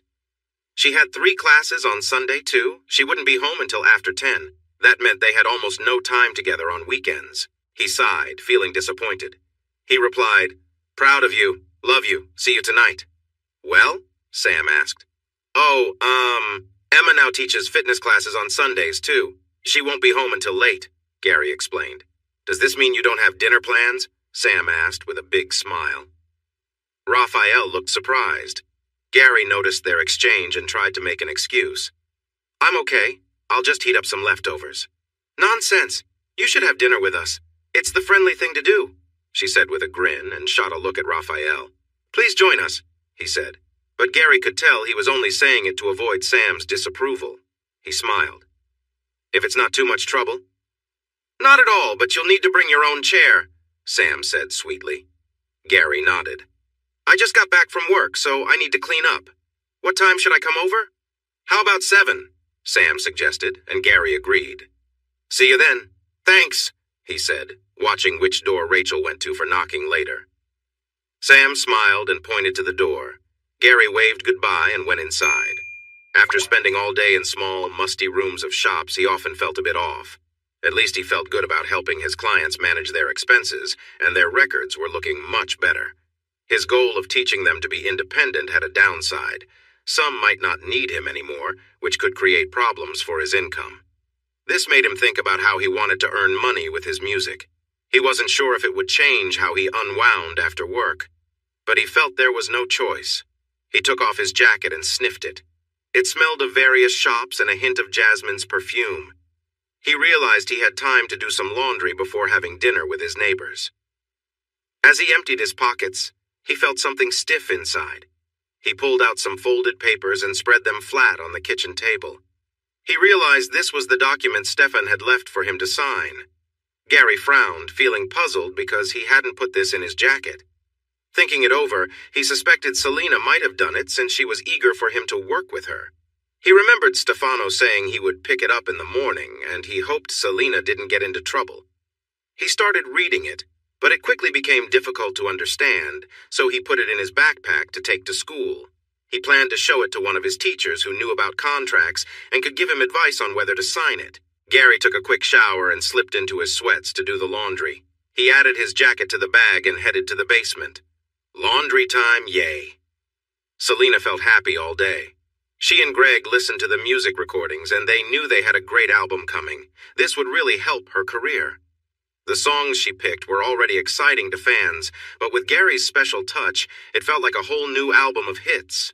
The idea of adding a new song was fantastic, but she was unsure whether to call it a greatest hits album or a collection of favorite reimagined songs with a bonus track. She smiled to herself, glad to have this happy problem. She wondered where Greg had gone. When she called for him, he didn't answer. She looked around the house and finally saw him through the glass in the small studio they had built in the basement. It wasn't big enough for the recording they would do with Gary, but it worked for her singing practice. She noticed Greg was talking on his phone. No, he seemed to be raising his voice. His face was all red, too. She frowned, not wanting to lose her happy mood, but worried for Greg. Being that angry wasn't good for him. She tried the door, but it was locked. What was going on? She knocked and then went back to the window. Greg was talking and noticed her, waving. He hung up and left the studio to join her in the hall. "Hey, you look really stressed. Are you okay? Who were you talking to?" she asked, concerned. Greg sighed and tried to shrug it off, but she wouldn't let him. He had to answer. "That was just Stefano. You know how he can be?" "What was he upset about this time?" she asked, crossing her arms. Greg rolled his eyes, but she stood firm. "Stefano was supposed to pick up the document this morning, and I've been searching for it for hours. We think Gary might have taken it." Selina looked at Greg, confused. "He's supposed to sign it. He wanted to read it first, so why shouldn't he have it until then?" "So he did take it?" Greg said, giving her a serious look. "No, I put it in his coat pocket so he wouldn't forget to take it and sign it. Why are you looking at me like that? I ask again. What's the problem with him having the paper to read and sign?" Greg pinched his eyes shut as if she had messed up. Selina felt her anger rise. She wasn't going to let Greg or Stefano talk down to her unless they explained what the issue was. "It's an important paper with Stefano's official seal. It should stay with either him or me." Selina crossed her arms. "Why?" "I already told you why," Greg snapped. "No, you told me what you wanted to happen. You didn't say why Gary can't take the paper to look over and sign. That's what we asked him to do," Selina insisted. "You know what? I'm done with this today. First, Stefano is yelling at me, and now you. Forget it, I'm going out," Greg shouted, then marched upstairs. Selina hurried after him. "You didn't answer my question," she said. He glared at her, grabbed his jacket and keys, and left the house. Selina stared at the closed door. She rushed into the living room and grabbed her phone to call Greg, but he wouldn't pick up. Then she called Stefano to get an answer, but it went straight to voicemail. He never replied to her messages, so she didn't bother leaving one. Selina plopped down on the couch, laid back, and stared at the ceiling, feeling frustrated. So much for her happy mood. Gary knocked on his neighbor's door, holding a kitchen chair in one hand and his guitar case in the other. Raphael opened the door, and his eyes widened in surprise. "You brought your guitar?" Gary felt his face get warm. "I was told not to come empty-handed, so I thought I'd bring some music." Sam appeared next to Raphael and exclaimed, "Yes!" She clapped her hands, surprising both men. She laughed at their surprised faces. Come in, Gary. Sorry if I startled you. She pushed Raphael aside and smiled at Gary. He handed the chair to Raphael, who took it to the kitchen while Sam guided Gary into the living room. Who told you to bring your guitar? She asked. Gary shook his head gently. This is my first time being invited to a neighbor's home for dinner. Emma usually helps me with these things, but she's busy, so I texted my mom. She said I should bring something like a drink or flowers. Since we don't drink or have desserts, music is what I have to offer. Sam's smile was bright, but Raphael looked a bit worried. We're not expecting you to perform. Gary chuckled. Good, because I can't sing well. He patted the guitar case with a grin. Have guitar, we'll travel. Raphael's face showed a quick flash of pain and anger before he hid it away. Please excuse me for a moment, the tall man said, then walked into the next room. Gary watched him with concern and turned to Sam. I'm sorry if I said something wrong, Gary said sincerely. Sam shook her head. No, Raphael will be fine. He just needs a moment. She motioned for him to sit on the couch, and they both did. You have a lovely home, Gary said, and Sam smiled. Emma tells us you're studying to be an accountant, Sam said to keep the conversation flowing. Raphael returned in a different shirt and joined them. How does playing guitar with famous singers connect to accounting? Gary laughed shyly, easing Sam's sudden look of concern. They seem really different, don't they? I'm good with math and enjoy accounting, but music helps me relax. I had lessons at first, but we couldn't keep paying for them, so I learned on my own. Emma said you played with Selena Moreno on her new song, Sam said, and Gary nodded. You're that talented and self-taught? Gary smiled. You could say I learned by watching videos at the library. I had great teachers in my life and a strong passion for music. It really helps me unwind. And now you're going to make money with it, Raphael said. Gary met his gaze. It's really expensive to live here compared to the small town I grew up in. I can't afford to not try. Raphael nodded, understanding the high costs of city life. We came from a small city too, and we noticed the price increase. Emma and I are from a farming area, and the town seems to get smaller every year. I grew up on a farm, which was a lot of hard work, and my parents faced challenges they couldn't control. We had some tough times, and I saw the stress it put on my mom. I found out I was good at math and helped her keep track of our finances. I could never be a farmer, but accounting is a solid job. Once I settle down, I plan to send money back to my mom to help, he said firmly. Gary's words seemed to resonate with Raphael, who smiled and nodded in approval. The oven timer beeped and Sam quickly got up to check on dinner. It's just a simple spaghetti with meat sauce. Oh, I should have asked if you're vegan, she exclaimed. Not vegan, Gary replied with a smile. Sam sighed in relief. Great, take a seat, it's ready. Raphael and Gary sat at the table while Sam served them plates of spaghetti with meat sauce. Gary smiled as he enjoyed the lovely aroma. Would you like some water? Sam asked, and Gary nodded. We don't have alcohol, Raphael added. Once Sam sat down, they all began the delicious meal together. Their chat focused on living in the building, the classes they were taking, and the part-time jobs that Gary and Raphael held. Eventually, they finished eating and leaned back from the table.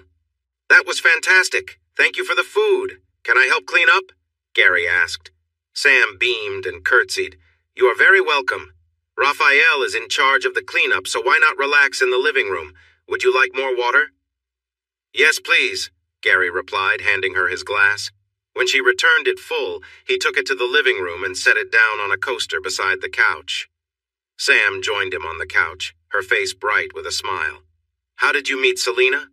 Gary smiled, feeling a bit shy. I started going to Rocky's on Thursdays for the open mic nights. I just wanted to get over my shyness. You get shy? Sam said, surprised. Gary nodded slowly. Yeah, I'm pretty quiet. I don't like being in the spotlight. Raphael sat down in an old armchair next to them and nodded to Gary. Did being on stage help with that? Sam asked. He smiled softly. Yes and no. It took me a while to feel comfortable playing for the usual crowd. The most people I'd seen there was 18, but then one night, it was a packed birthday party. Selena's night was the busiest, with maybe 60 people. It made me nervous, but Emma helped me out. Can you play something for us? Sam asked, bright-eyed. Gary smiled and nodded. I'd love to. He took his guitar from the case and made sure it was in tune. "What would you like to hear?" he asked when he was ready. "What do you know well?" Sam asked with a big smile. "I've been practicing flamenco pieces because they are challenging. Right now I'm focusing on Asturias by Isaac Albeniz." He noticed Raphael seemed a little tense. It looked like flamenco might not be his favorite style. "Or I could play something more modern."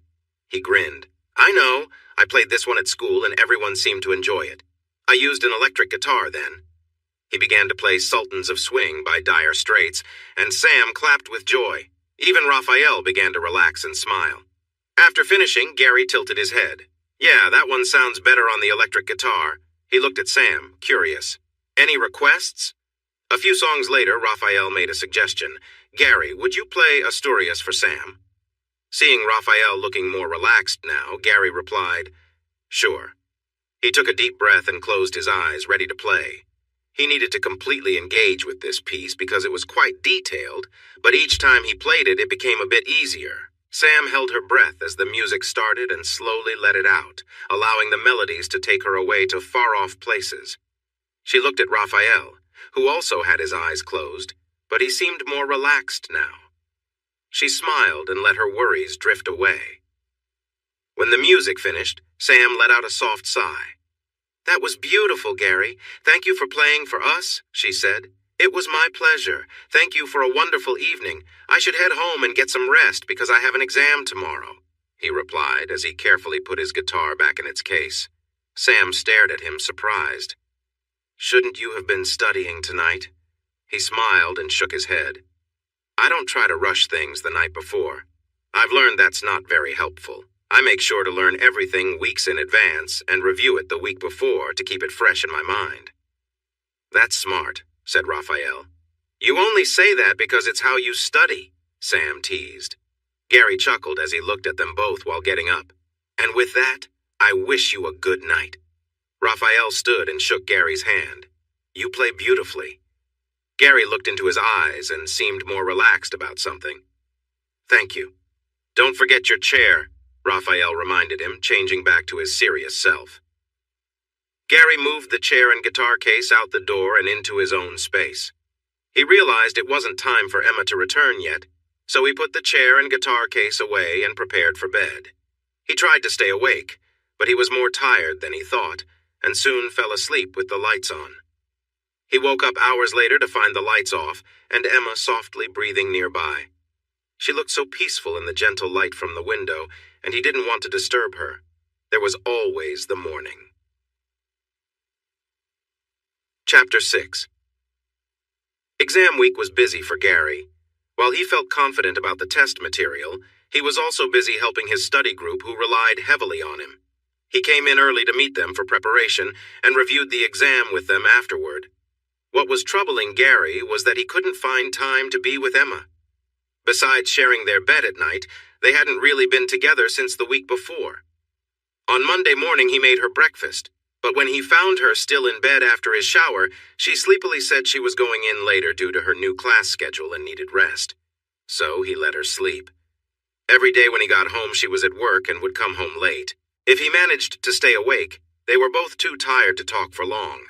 This routine went on all week, and he really wanted some time with Emma.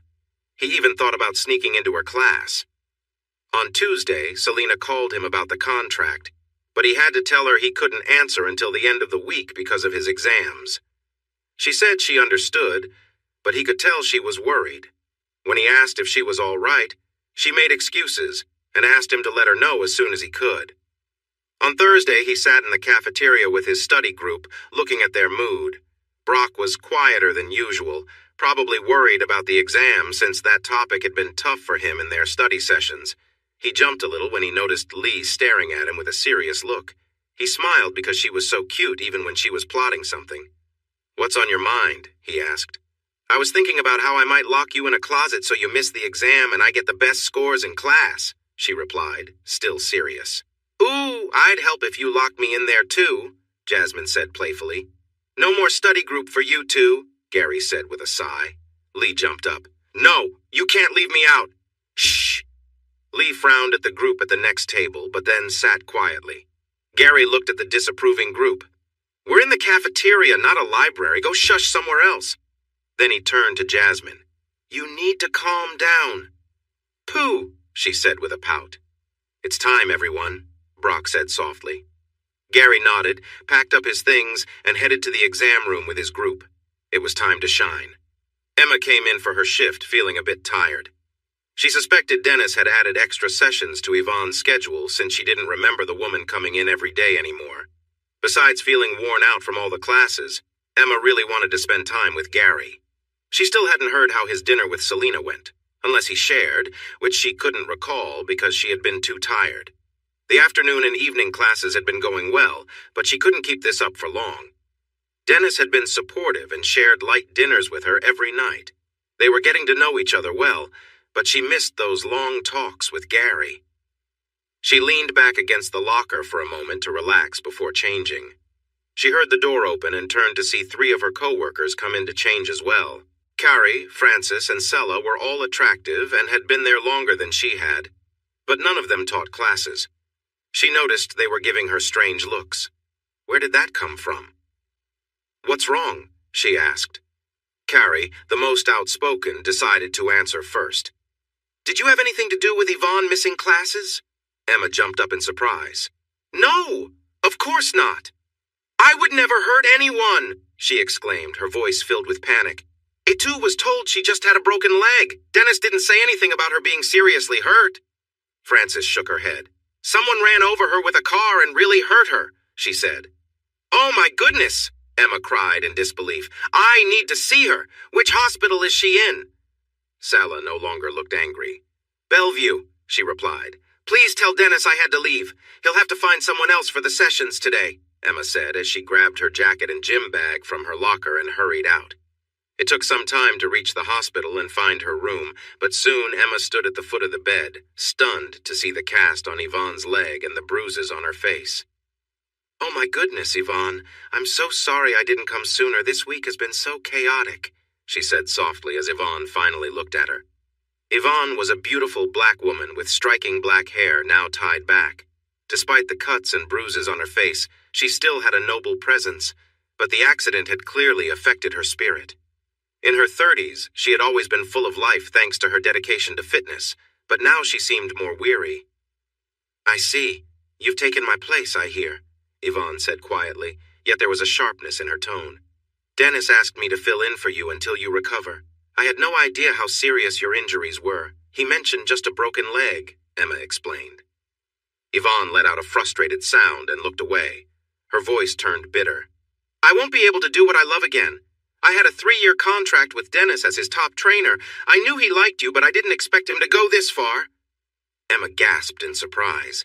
It was Dennis. If you can prove that, you should go to the police. Leave! I can't bear to see you, Yvonne shouted. Emma started to cry. I would never be part of something so terrible. Yvonne glanced back, seeing Emma's tears, and something softened in her expression. The anger faded, replaced by sadness. Please go. You may not have planned anything with him, but you're part of this at least. Feeling shaken, Emma wasn't sure what to do. She stood in the hallway until she could regain her composure. Then, her feet led her onto the subway, and soon she arrived at the station for Gary's college. Since he was busy studying this week, he would be in the cafeteria with his friends. She walked across the campus to the windows looking inside, and spotted Gary sitting at one of the tables with a small Chinese woman across from him. She walked into the cafeteria and noticed Jasmine sitting too close to Gary. The woman leaned in towards him. Emma felt her heart sink as she saw Gary turn to Jasmine, smiling. Those smiles should have been for her. Feeling hurt, she turned and hurried out of the cafeteria. Outside, she stood on the path to the main road and subway stop, trying to catch her breath. Her mind raced and she felt lost. Suddenly, Gary caught up to her and gently turned her to face him. He was breathing hard and looked worried. Emma, what's wrong? He asked. His eyes were full of care, and she felt a rush of emotions and hugged him tightly. I've missed you so much, she cried. We keep drifting apart and it scares me. Emma, I feel it too. I've missed you. I tried to find time, but school kept me busy, and you were working all the time. I felt so alone without you. They were lost in their feelings when, suddenly, a car came speeding toward them. It swerved to avoid a person in the road and slid on the smooth pavement. Jasmine was pushed aside and let out a scream as she fell. The car hit the curb and sped away while Gary and Emma scrambled to help Jasmine. She was groaning and Gary leaned close. "Jasmine, where do you hurt?" he asked, looking worried. She looked up, wincing. "The car bumped me." Emma couldn't help but laugh in relief, which made Jasmine smile a little, even though she winced again. "I'll call for help," Gary said, chuckling softly. Later, sitting at the police station with a detective, Gary held Emma's hand tightly. The detective was typing their statement when another officer handed him a piece of paper. The officer looked tired and concerned. "The security camera only caught part of the license plate. It showed the car parked there for an hour before it came toward you. It seems like this was on purpose. You were lucky to get out of the way. Your friend is okay, just a bit bruised." Gary and Emma nodded and smiled at each other. Emma suddenly remembered something. She turned to the detective. "I just spoke to Yvonne, a co-worker from the fitness club. She said someone tried to run her over just a week ago." Gary frowned. "That seems too close to be just a coincidence." The detective wrote something in the file. "The car was there for at least an hour before the incident. Do you often come to the campus? Did you tell anyone you were coming today?" Emma shook her head. "I've only come a couple of times before, and I didn't tell anyone this time." "Then maybe you weren't the target after all," Delgado said, glancing at Gary. "Do you have any rivals who might want to harm you?" Emma chuckled, and the detective looked at her. She explained, "Gary is too kind to have enemies." Gary seemed ready to argue, but then sighed and nodded. "I can't think of anyone who would want to hurt me." Emma frowned. "What if it's a fan of Selena Moreno?" The detective raised an eyebrow. "You need to explain that." "Gary plays guitar for Selena on her new live single. Maybe one of her jealous fans found out who he is," she said, and Gary looked doubtful. Delgado examined Gary closely. "That was you?" "Yeah, I played for her and ended up on the radio. I doubt someone discovered it was me and targeted me for a hit and run. We've shared this with so few people, and none of them would do something like this." The detective observed Gary and made another note in the file. "We'll check the partial license plate for a tan 80s Oldsmobile and contact you if we get any information. For now, be careful when crossing the street. The person could still be nearby," the officer advised. Gary got up and helped Emma to her feet. "Thank you, Detective." The man nodded and turned away. Gary grabbed his backpack while Emma picked up her gym bag and they left the police station. As they walked home, Gary hugged Emma, who seemed deep in thought. She smiled at him and he felt warmth in his heart. "What about Yvonne Sessions?" he asked. "Whatever you decide is fine with me. We'll find time for us." She leaned over and gave him a sweet kiss, and he smiled when she pulled back. Emma sighed. "We need the money, so I'm going to keep doing the classes unless Dennis took them away from me for not showing up today. I hope he didn't, as it's great for my career in personal fitness. But I need to tell him he has me doing too many classes. Yvonne didn't have this many. I think he's piled on more work." "It's one thing to cover for Yvonne while she heals. It's another to take advantage of me." Gary hugged her as they walked. Emma looked over at him. "I'm sorry we didn't talk about this sooner, but how was your dinner with Selena?" Gary smiled, remembering the details he had shared with her earlier this week, but she looked too tired to recall. Dinner went well, and afterward they talked about what songs to include on the album. Her agent, Stefano, left a contract for Gary to sign, but he couldn't understand it. He had an appointment tomorrow with a business law professor who offered to help him review it. If it seemed fair, he would sign it and maybe earn some money for next year's tuition. Gary looked into Emma's eyes. "If the contract isn't fair or if the professor sees anything wrong, I won't go through with it." She smiled and nodded in agreement. "Oh, I forgot to mention this earlier, but I had dinner with Sam and Raphael last Sunday night. They're a really nice couple, even if Raphael can be a bit intimidating at first," Gary said. Emma laughed. "Oh, come on. Raphael is really sweet." Gary just shook his head with a smile. Everyone seemed sweet around Emma. She had a way of warming people's hearts. When they got to their apartment, Gary's phone vibrated with a text. Emma opened the door while Gary read the message. "It's from Jasmine. She's on her way home from the hospital. She didn't break anything, but she got some bad bruises," Gary said. "Let's send her a thank you picture." Emma suggested. He smiled. That's a great idea. He set his backpack down by the door, opened the camera on his phone, and held it up. Emma put down her gym bag, wrapped her arms around Gary, and pressed her cheek against his with a grin. Gary took the photo and looked at it. Are you sure you want me to send this? It looks like our faces are pressed together a little too much. Emma smiled and nodded. Yes, maybe it will encourage her to find her own partner. Gary looked at her, surprised by her playful tone. Is that a bit possessive, I hear? What if it is? Emma replied with a cute smile. Gary smiled back. Then I get to say it too. Tell your strong boss to look elsewhere. You belong to me. She understood the hint about her contact picture for Dennis and nodded, laughing a bit as Gary inched closer and kissed her softly. As they held each other close, they fell into a rhythm of laughter and joy in their connection. After a while, they settled next to each other, enjoying the peace that followed. Gary looked at Emma, fully drawn in by her beauty. When she finally looked at him, she caught the deep warmth in his gaze. A bright smile appeared on her face, and he felt captivated again. Stop it, she said with a playful pout. You're making my cheeks hurt from smiling. He chuckled. Sorry. His smile faded a bit as he grew serious. I'm really sorry about how things got complicated. I've been worried about our money issues, but I didn't share that with you. I should have come to the club or skipped studying that morning to talk to you. I could have woken up early or met you at school to chat. We just need to work harder to share what's on our minds. I love you. That's what matters most. I love you too, Gary replied. Please be careful crossing the streets. I don't know who might be after us, but I can't stand the thought of you getting hurt. Emma turned to hug Gary tightly, looking into his eyes.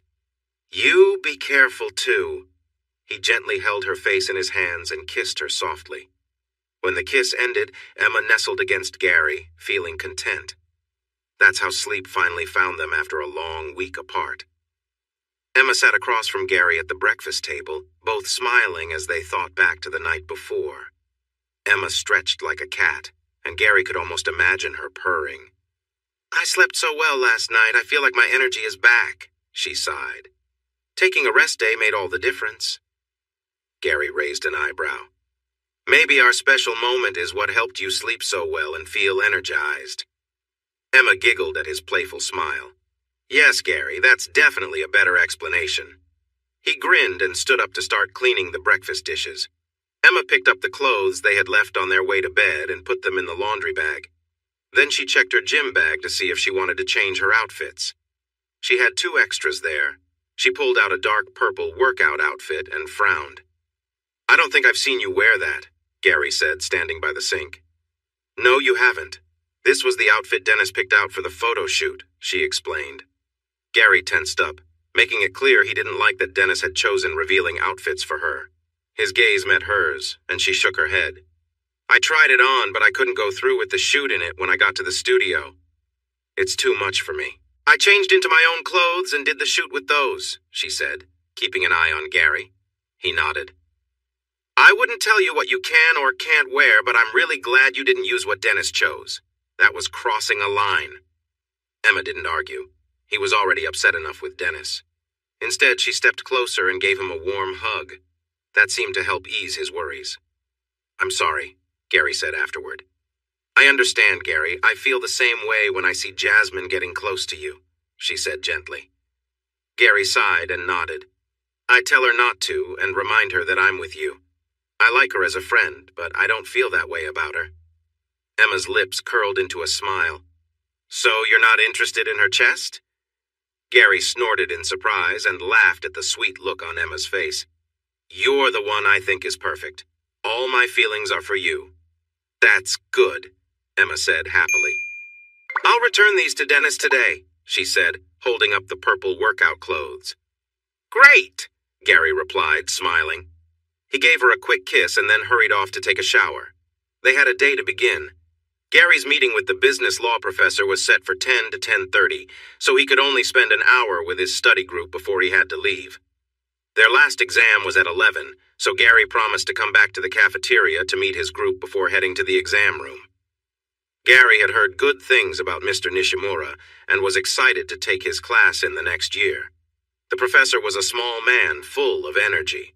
His classes were popular because he was as entertaining as he was skilled at teaching business law. One of Gary's accounting professors introduced them. The law professor kindly agreed to set aside some time to go over the contract. Gary showed his gratitude by being on time and thanking him when he arrived. Then the meeting took a strange turn. Haruki Nishimura was trying hard not to completely mess up Selena Moreno's song My Soul, Your Sanctuary on an electric guitar. He had some talent but lacked the skill to match his enthusiasm. "Wow, that's a lot of energy," Gary said during a break in his playing. The man's face dropped. "You don't think she'll like it?" Gary raised his hands. "It's your version of the song. There's no right or wrong. It's just not what she had in mind when she wrote it." The professor nodded as he considered that. Gary had no idea how the man learned he played the guitar on Selena's latest song or what he expected. Instead, he pushed those thoughts aside and tried to steer the meeting back on track. He had only 30 minutes with the man and hadn't expected to be caught off guard by an unexpected audition, especially with the professor's wife and daughter in the room. They were looking at Gary like he was famous. It was making him feel uneasy. "I've been asked to do a studio album with Selena Moreno." "That's so exciting," Mrs. Nishimura exclaimed as her daughter's smile grew bigger. Yes, but I have a problem. I got a contract to sign and I don't understand its wording." "I can't tell if this contract is fair," Gary said. "You have to help him," Mrs. Nishimura urged her husband. He replied in Japanese, and her voice got higher as she shouted back angrily and waved her hands towards the guitar. The professor sighed and slowly took off his guitar strap. "All right, give me the contract and I will take a quick look." He saw his wife's hopeful expression, then turned to Gary. "While I do that, play something for them." He took the contract from Gary's hand and handed him the guitar. "Oh, I guess I could play something for you." "Play My Soul, Your Sanctuary like Selena wants," the teen asked eagerly, and her mother nodded in agreement. Gary quickly checked the guitar. 3 of the strings were out of tune. "Okay, I've never played that song on an electric guitar, but I'll give it a try." The woman looked at him in confusion. He tested the sound on the strings with a short scale, and the younger girl squealed a little until her mother held her hand. He glanced at the professor, but his head was down, busy writing notes on the contract, so Gary started to play the song softly as the amp was a bit too loud for the small room, and the volume was set low. He closed his eyes and focused on the music. Playing the song on an electric guitar felt different. The instrument responded well, but he wasn't sure how to make it sound as rich as his acoustic guitar. Still, he did his best. When he played the last notes, he opened his eyes and saw the professor looking at him with a serious expression. His wife and daughter seemed excited. "You play so beautifully," Mrs. Nishimura said with a sigh. Gary smiled back. "Thank you." He looked at the professor. "Your guitar is wonderful to play, but I'm not used to electric guitars." "Your guitar?" Mrs. Nishimura asked, surprised as she turned to her husband. Then she looked back at Gary. "Haruki doesn't own a guitar. Is this not yours?" Gary felt taken aback, unsure how to respond, but he simply shook his head. All he had was honesty. He glanced at the professor, who was becoming a bit red. He hoped he hadn't made a mistake. "You don't have an electric guitar and you play for Selena Moreno?" the professor's wife asked in surprise. Gary smiled shyly. "I have an acoustic guitar. Greg Yossman lent me an electric one when I played with them at their place."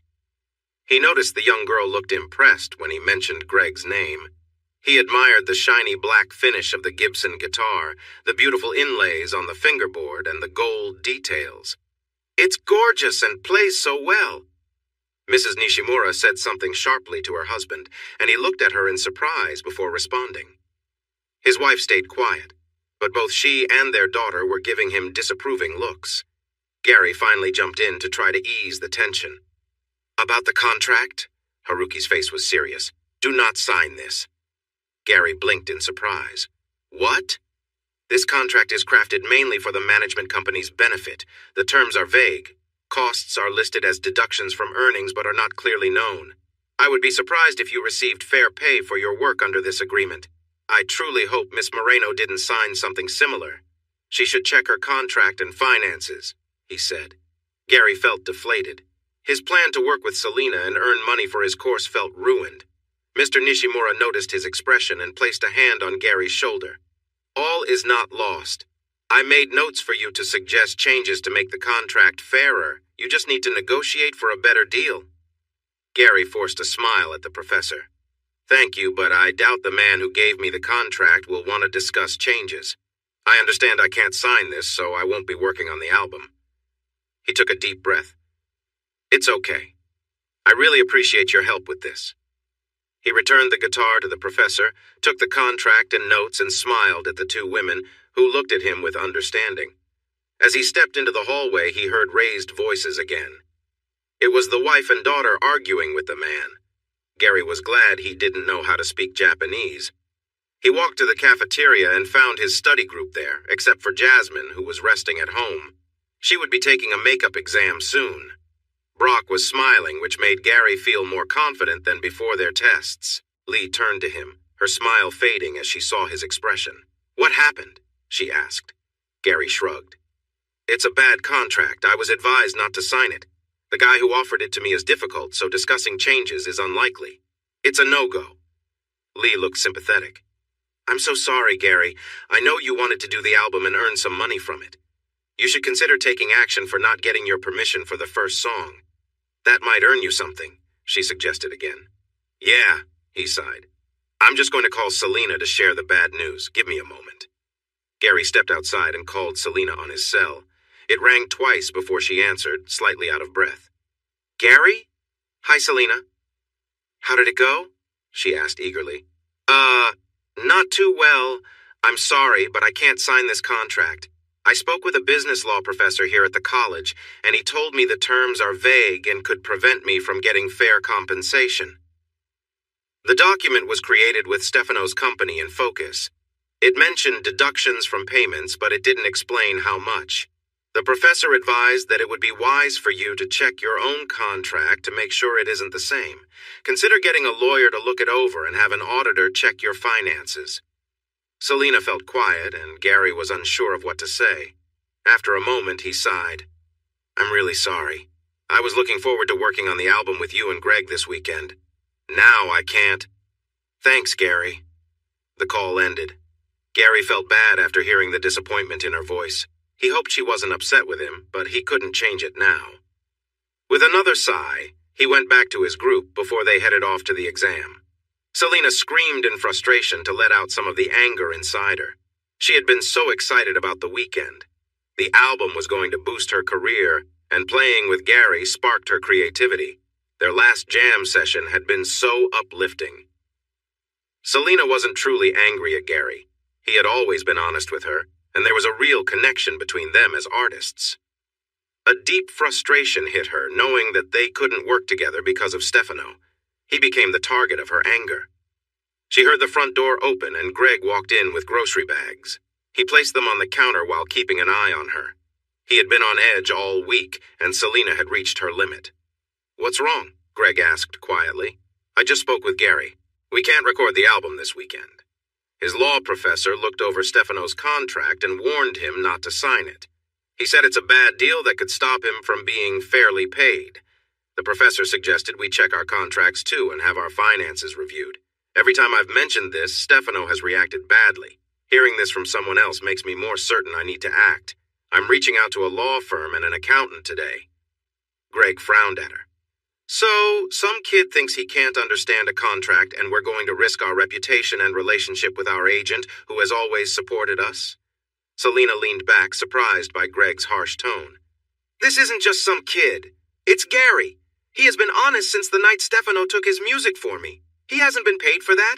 He never agreed to it, and if he wanted to, he could take action against us, but he hasn't, right? Just give him a little time, Greg snapped back. What is wrong with you? Selina asked in disbelief. Why are you siding with Stefano instead of us? He could have changed your contract too. I'm going to confirm this with a lawyer and an accountant. If Gary's contract was the only issue at hand, we would move on. Don't do this, Greg suddenly begged. It's going to happen. The real question is, whose side will you be on? She said, her heart racing. Greg's face changed. He turned to leave. You're so stubborn, he muttered as he stormed out of the house again. Selina felt angry, frustrated, and a bit scared, but she refused to let that stop her from finding the answers she sought. Gary watched Lee happily dancing around the cafeteria. She seemed really excited about how she did on the exam. Brock, however, looked very down. Gary caught his eye. "What's wrong? You were so sure before." "Oh, that wasn't about the exam. I was thinking about a guy I met last night. He was something special. It was hard to forget." Lee listened intently to Brock's story, but Gary raised his hands to stop him from going further. "Too much information, please!" Brock laughed. "Oh, Gary, you're too funny." Gary gave him a serious look. "How did the exam go?" Brock's laughter slowly faded, and he sighed. "I think I passed, but not by much." Gary looked at his study partner in worry. "But you said you understood everything." Another sigh came from Brock. "I thought so too, but during the exam I just blanked out. My mind wandered elsewhere." Gary shook his head tiredly. "That won't help you when you're looking for a job at an accounting firm, or maybe it will." Brock laughed as he met Gary's gaze. "You're the best," Gary chuckled. "Come on, let's review so we can all enjoy our weekends." He smiled at Lee. I'm sure Brock is eager to continue his fun activities. Brock was almost giggling as he looked at Gary with a big smile. "You never let me down, Mr. Truman." After an hour, Gary finished reviewing the material with Lee and Brock, who quickly said their goodbyes and rushed off to enjoy their weekends. Gary felt a twinge of disappointment as he realized his weekend plans were now dashed. He hoped Selina was all right, and had taken the professor's advice to check her contract and notes. As Gary packed his books, he noticed Mr. Nishimura approaching with a briefcase in one hand and a guitar case in the other. The man had a serious expression. "Hi, Mr. Nishimura. Are you heading home for the day?" he asked. "Mr. Truman, you're not very good at hiding the truth. Has anyone ever told you that?" Mr. Nishimura replied grumpily. Gary recalled the man's wife asking him about the guitar. He forced a smile. "It takes more than one person to make a plan. You didn't tell me what role I was supposed to play." "Would it really have mattered?" Haruki asked. Gary shook his head. "No, you're right. I'm not good at hiding my feelings. I'm really bad at lying." The professor finally smiled. "That isn't always a bad thing. I can usually keep a straight face, but my wife can read me easily. She manages our money and had no idea I bought the guitar. That's why I kept it a secret." He leaned the guitar case against the table. Gary looked at him with interest. "If you didn't buy it, where did it come from?" "From something else my wife wouldn't like. She doesn't know I played poker at a friend's place with some visitors on Wednesday night. While she was at her book club, I decided to join in. At the very end of the night, I got lucky and had a winning hand. One of the guests didn't have enough money, so he put the guitar in the game. I won $25,000 that night." "How much is the guitar worth?" Gary asked. Haruki shrugged. "We looked it up and it's worth about $5,000. Gary remembered how nice it sounded and nodded. It was a fine instrument. "Now I have a problem.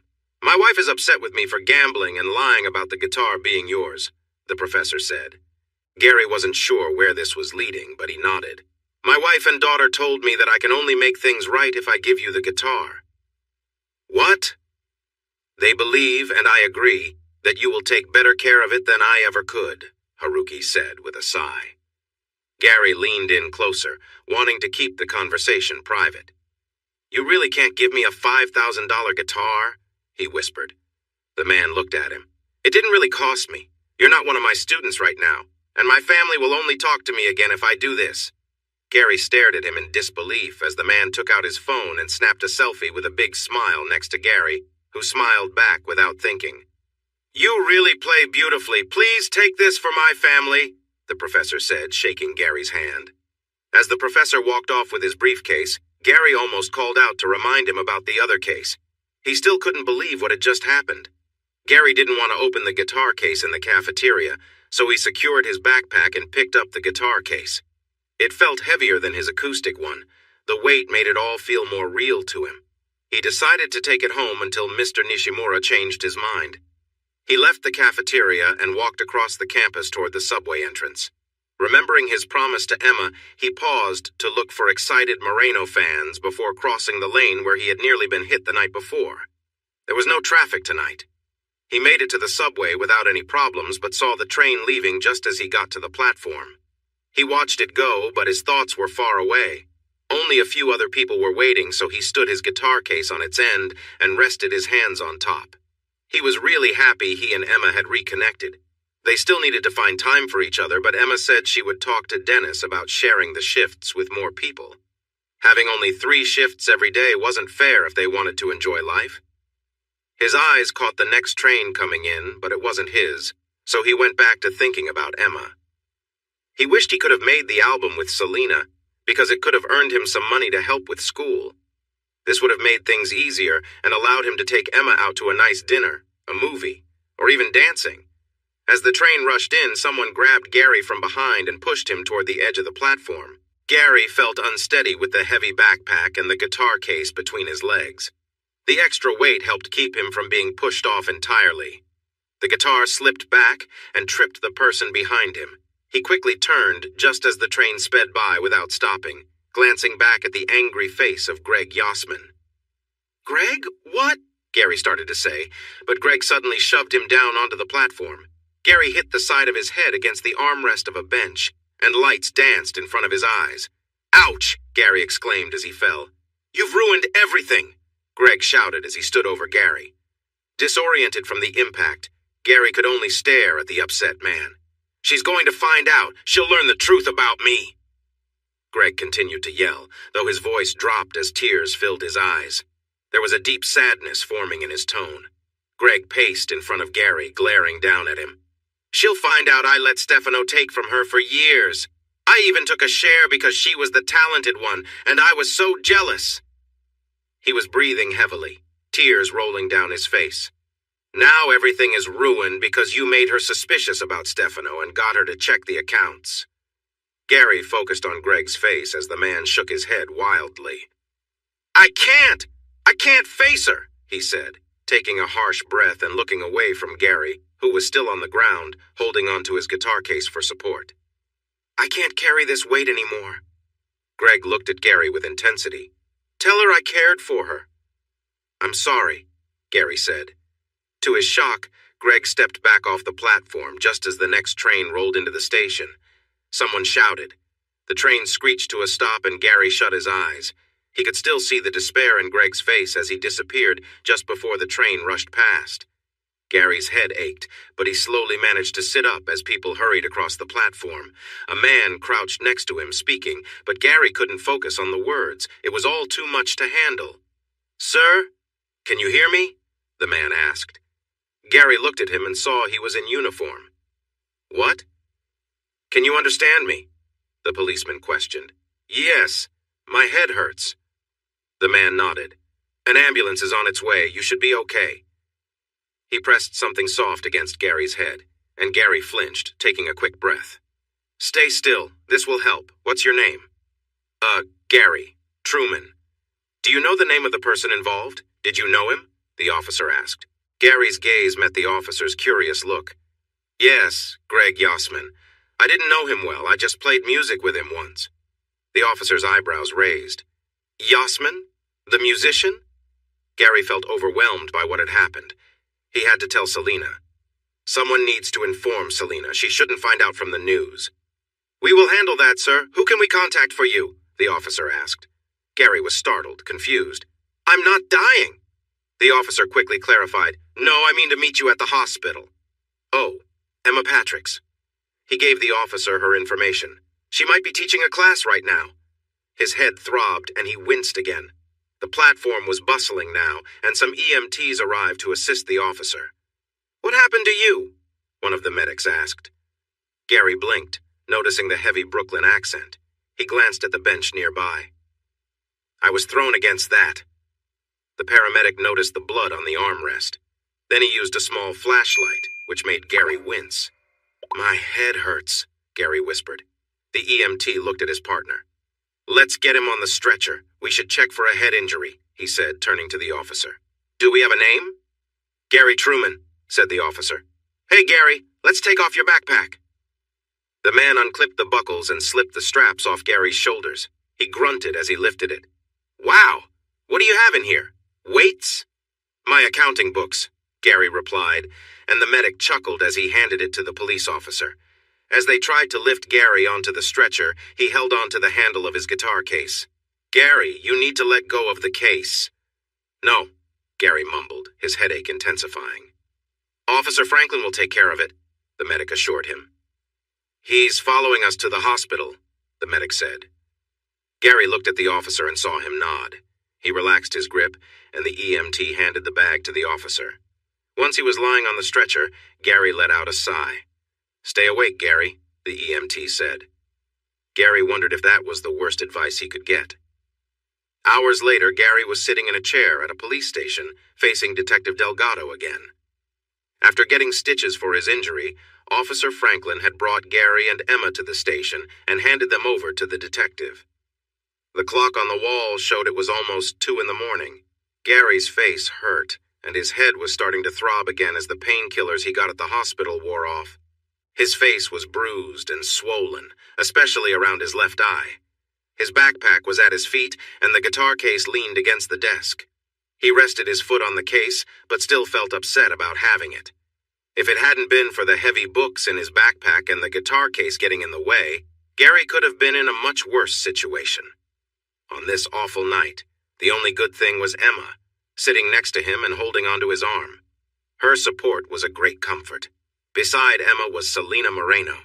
She had arrived shortly after Gary and Emma. They had hugged and cried together, and being with her seemed to help. Selena's eyes were still a bit red from crying, but she was managing to stay strong now.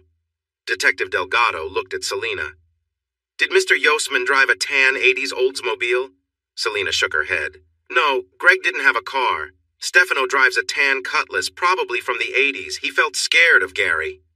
"Now we know why." The detective nodded and noted that information.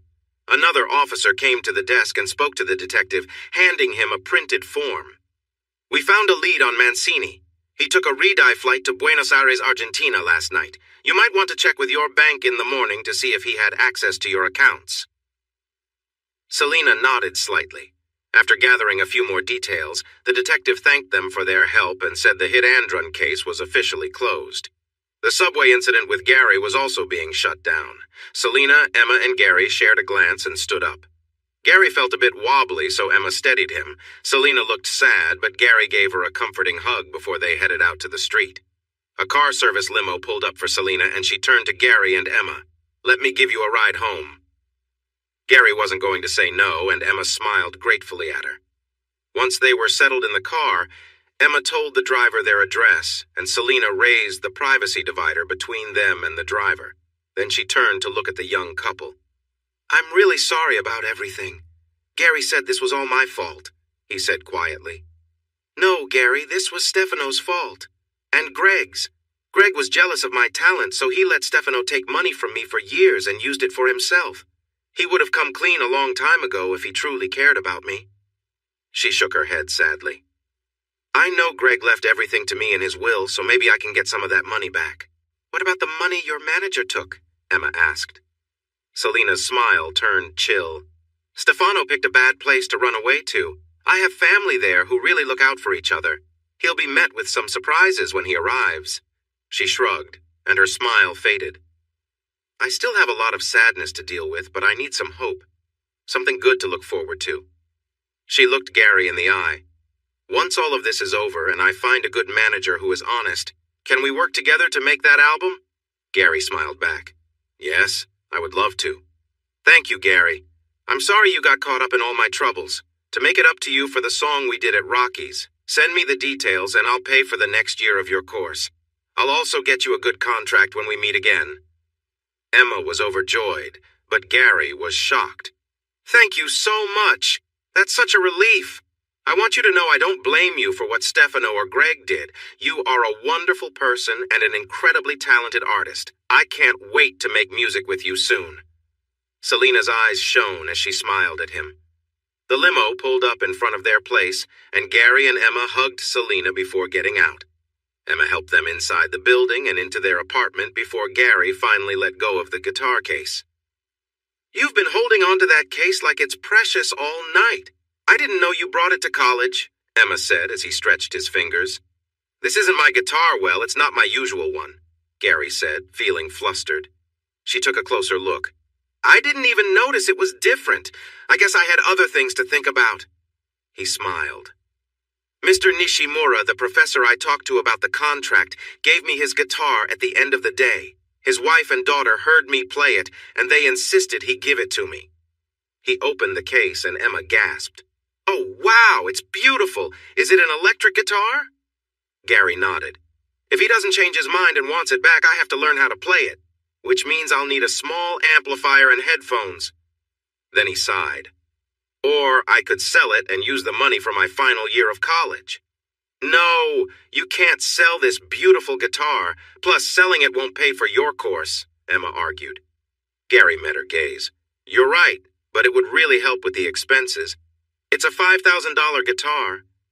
Emma's eyes widened, and she covered her mouth with her hands. When she regained her composure, she shook her head. I can't handle any more surprises tonight. Let's just go to bed. Are you okay to sleep? Gary nodded. The doctor said I don't have a concussion. I should probably leave a message for Dennis to find someone else for tomorrow's classes, Emma said. Gary placed his hands on her shoulders and looked into her beautiful blue eyes, filled with concern. I'll be all right. I promise to take it easy tomorrow. Nothing too demanding or stressful for my brain either. Let's see how I feel in the morning. They changed into their sleepwear, brushed their teeth, then crawled under the covers. Could you do laundry tomorrow? Emma asked quietly. Gary chuckled softly. Of course, my love. Emma nestled close, while Gary tried to ignore the images flashing in his mind of Greg as he fell before the train. It took him much longer than Emma to drift off to sleep. Gary managed to assure Emma that he was fine alone, so she didn't call in to take the day off. Dennis had been a bit irritable lately, and she didn't want to risk him taking the classes from her. Yet, she had been receiving great feedback from the clients. As she walked the last block to the building, she enjoyed the warm afternoon sun on her face. Living in the city often felt like being surrounded by tall buildings that blocked out real sunlight. She tilted her face up to the rays and smiled, savoring the warmth.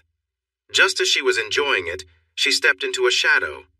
She glanced up in annoyance and froze. It was a large billboard blocking the light, but the image on it made her heart race and made it hard to breathe. There she was, huge on the billboard, wearing that tight purple workout outfit. Her jaw dropped as she realized the picture had been edited to draw attention to parts of her she never wanted highlighted. It was her body, but she never smiled like that when she wore the outfit. More dishonest editing was happening here. Most importantly, she wanted that billboard taken down. Immediately. Angry, she rushed the last block into the club. She spotted Dennis walking around and went straight to confront him. Dennis smiled brightly at her and tried to lighten the mood. Hey, did you see that amazing billboard? It's already bringing in customers. I look good too. Emma knew he was trying to calm her down, but he had crossed a line this time. It was time for him to start paying attention. Seeing her ready to confront him, Dennis raised his hands and gestured for her to follow him to his office. They stepped inside and he closed the door behind her, then took a seat at his desk. Emma stood in front of his desk with her arms crossed tightly. I never agreed to the picture you used or the outfit. That's a changed photo and it's embarrassing. I want it taken down. Dennis was starting to get frustrated with Emma's attitude. At first, her small-town habits were charming, but now they were putting their costly marketing plan at risk. Lately, she hadn't been coming in much, making him doubt her commitment to the job. Now, she was causing more trouble. If she weren't so popular, he would have sent her away already. He understood he couldn't change her mind about the billboard, so he decided to show her how things worked in the city. I don't need your approval for the image or outfit. You signed a form that allows me to use the pictures however I want. He gave her a condescending smile. I never signed that form. Dennis stared at her for a moment, then frowned. Of course you did. Dino gave you the clipboard. I saw you leave it on the front desk after you took it to the changing room. I took it to the front desk because the pen didn't work. Then you hurried us out before I had the chance to sign. I didn't sign anything. Take the billboard down. Dennis remembered pulling her out of the office to avoid an awkward situation. He frowned. I've already paid for the printing and the space for the next 3 months. Then take it down or I will quit and take action. Seeing the determination in her eyes pushed Dennis over the edge, and he leaned back in his chair in frustration. You ungrateful person. After everything I've done for you. Emma leaned forward over his desk, resting her hands on the surface. I never asked for your help. I would have succeeded on my own.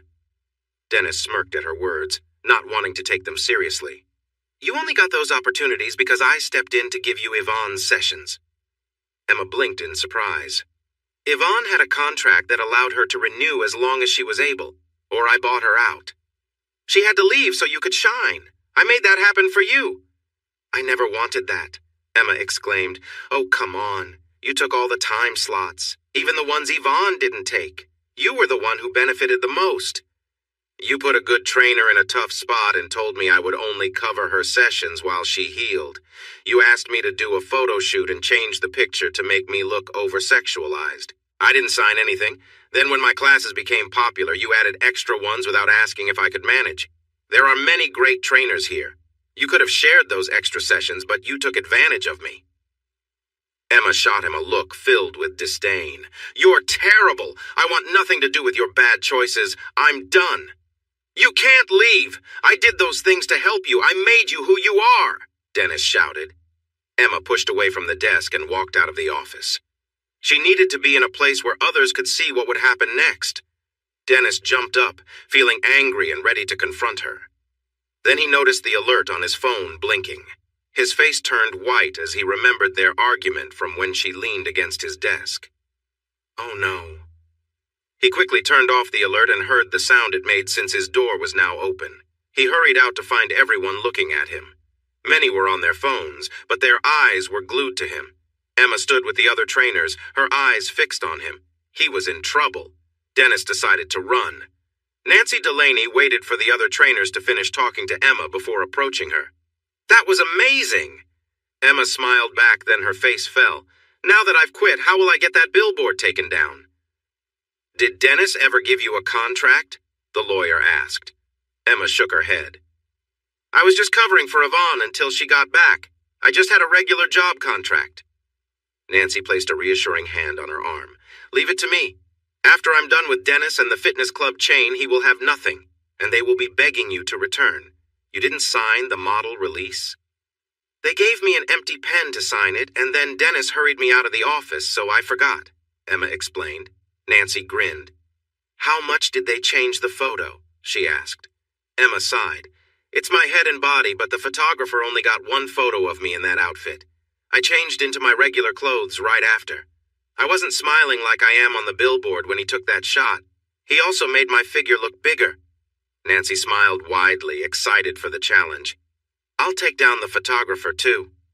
Emma looked worried. I was just joking about suing Dennis. I don't have money for a lawsuit, and I just lost my job. Nancy gave her arm another comforting pat. Emma, I'm going to do this for free. It feels good to make things right. Emma gave a hopeful smile in return. Honestly, Nancy's help wasn't just out of kindness. She wanted to keep Emma as a trainer at the club because she always felt great after their sessions. She also enjoyed taking down people like Dennis and his shady photographer friend. This case would be particularly satisfying. Gary finished his exams and his college year was over. With his second year paid for, Gary felt less stressed, but he knew he needed to look further to find new bookkeeping clients to help pay for his third year. He hoped that the album Selena was planning to produce might bring in some money, but since he didn't understand the music business, he wouldn't rely on that. As June began, the weather got nicer and the summer forecasts were looking good. In the first week of June, Gary and Emma received an invitation to a celebration of life event for Greg Yossman. They prepared for a long weekend and met at Selena's house early Friday morning. She had arranged a comfortable coach to take her and some friends to Martha's Vineyard. Gary brought his guitars, as she had asked, since many musicians would be there, leading to fun jam sessions. Emma was thrilled to see so many talented people from the music world boarding the bus, and Gary was happy to meet them, too. There were 3 guitarists, 2 bass players, a keyboardist, a drummer, and 3 friendly women who sang backup in Selena's band. Selena mentioned more guests would arrive on their own. Everyone on the bus was very welcoming, especially when Selena introduced Gary as the mystery guitarist from her last album. Emma got along with everyone just by being herself. The ride lasted over 5 hours, but the time sped by thanks to lively conversations and shared memories. When the bus reached the mansion, Gary and Emma looked out the window, surprised by the large 2-story building. It was impressive. On one side, 3 delivery trucks were parked. People hurried from the trucks into the house carrying boxes and food trays. Gary guessed these were the caterers preparing for the event. Once everyone exited the bus, Selena addressed them. "Please see Janice to get your assigned rooms. You can have a quick lunch in the dining room where there are sandwiches, both vegan and regular, and salads. You have the rest of the afternoon to explore the grounds or relax on the beach. Dinner will be served in the dining room at 8 tonight." She smiled warmly. "Welcome!" Everyone grabbed their bags and walked to the side entrance, where a cheerful brunette awaited them with a tablet and some floor plans. She helped them find their assigned rooms. Following the map, Gary and Emma discovered their room on the 2nd floor, which had a beautiful view of the beach. The room looked beautiful, and they had a nice bathroom with a big shower. "Let's go for a run on the beach," Emma said quickly, smiling brightly. Gary rolled his eyes but knew she was right. He hadn't been running as much as she had. For the past 2 weeks, Emma had been in touch with a lawyer friend who was talking to the people in charge at the gym where she used to work. Mrs. Delaney was also helping Yvonne with her case against them for free.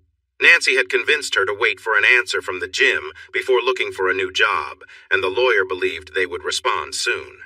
Emma and Gary were relieved to find out the billboard was no longer showing Emma's face to strangers passing by. The photographer also didn't have a license to work in New York. When Nancy told Emma she would take care of things, she meant it. "Come on, Mr. Lazybones," Emma joked, and Gary quickly put on his running clothes and followed her downstairs, out the front door, and along the path to the beach. They paused on the firmer sand by the water and took in the fresh sea air. Emma began stretching with a big smile, and Gary joined her. Once they were warmed up, Emma led them down the shoreline, and Gary matched her pace. They exchanged silly grins as they ran. It felt like paradise. Gary was very hungry by the time dinner arrived. Janice stood at the entrance, directing people to their tables. Everyone seemed to be enjoying themselves and shared a love for music, which kept the conversation flowing without any issues. Emma and Gary found themselves sitting next to Selena. Dinner was served buffet-style again, so they filled their plates with hot roast beef, steamed vegetables, and a side salad before returning to their table. Raven, Delia, and Letitia, Selena's backup singers, joined their group, and there was plenty of laughter during the meal. Emma was impressed by how well they could sing together. Years of practice had paid off. After dinner, everyone was invited to bring their instruments down to the lower level, where a spacious room with couches was set up in a circle. Anyone who wanted to join in could, and equipment would be provided for electric instruments. Gary took his acoustic guitar downstairs and noticed Emma talking to a group of musicians with long hair. "What's this?"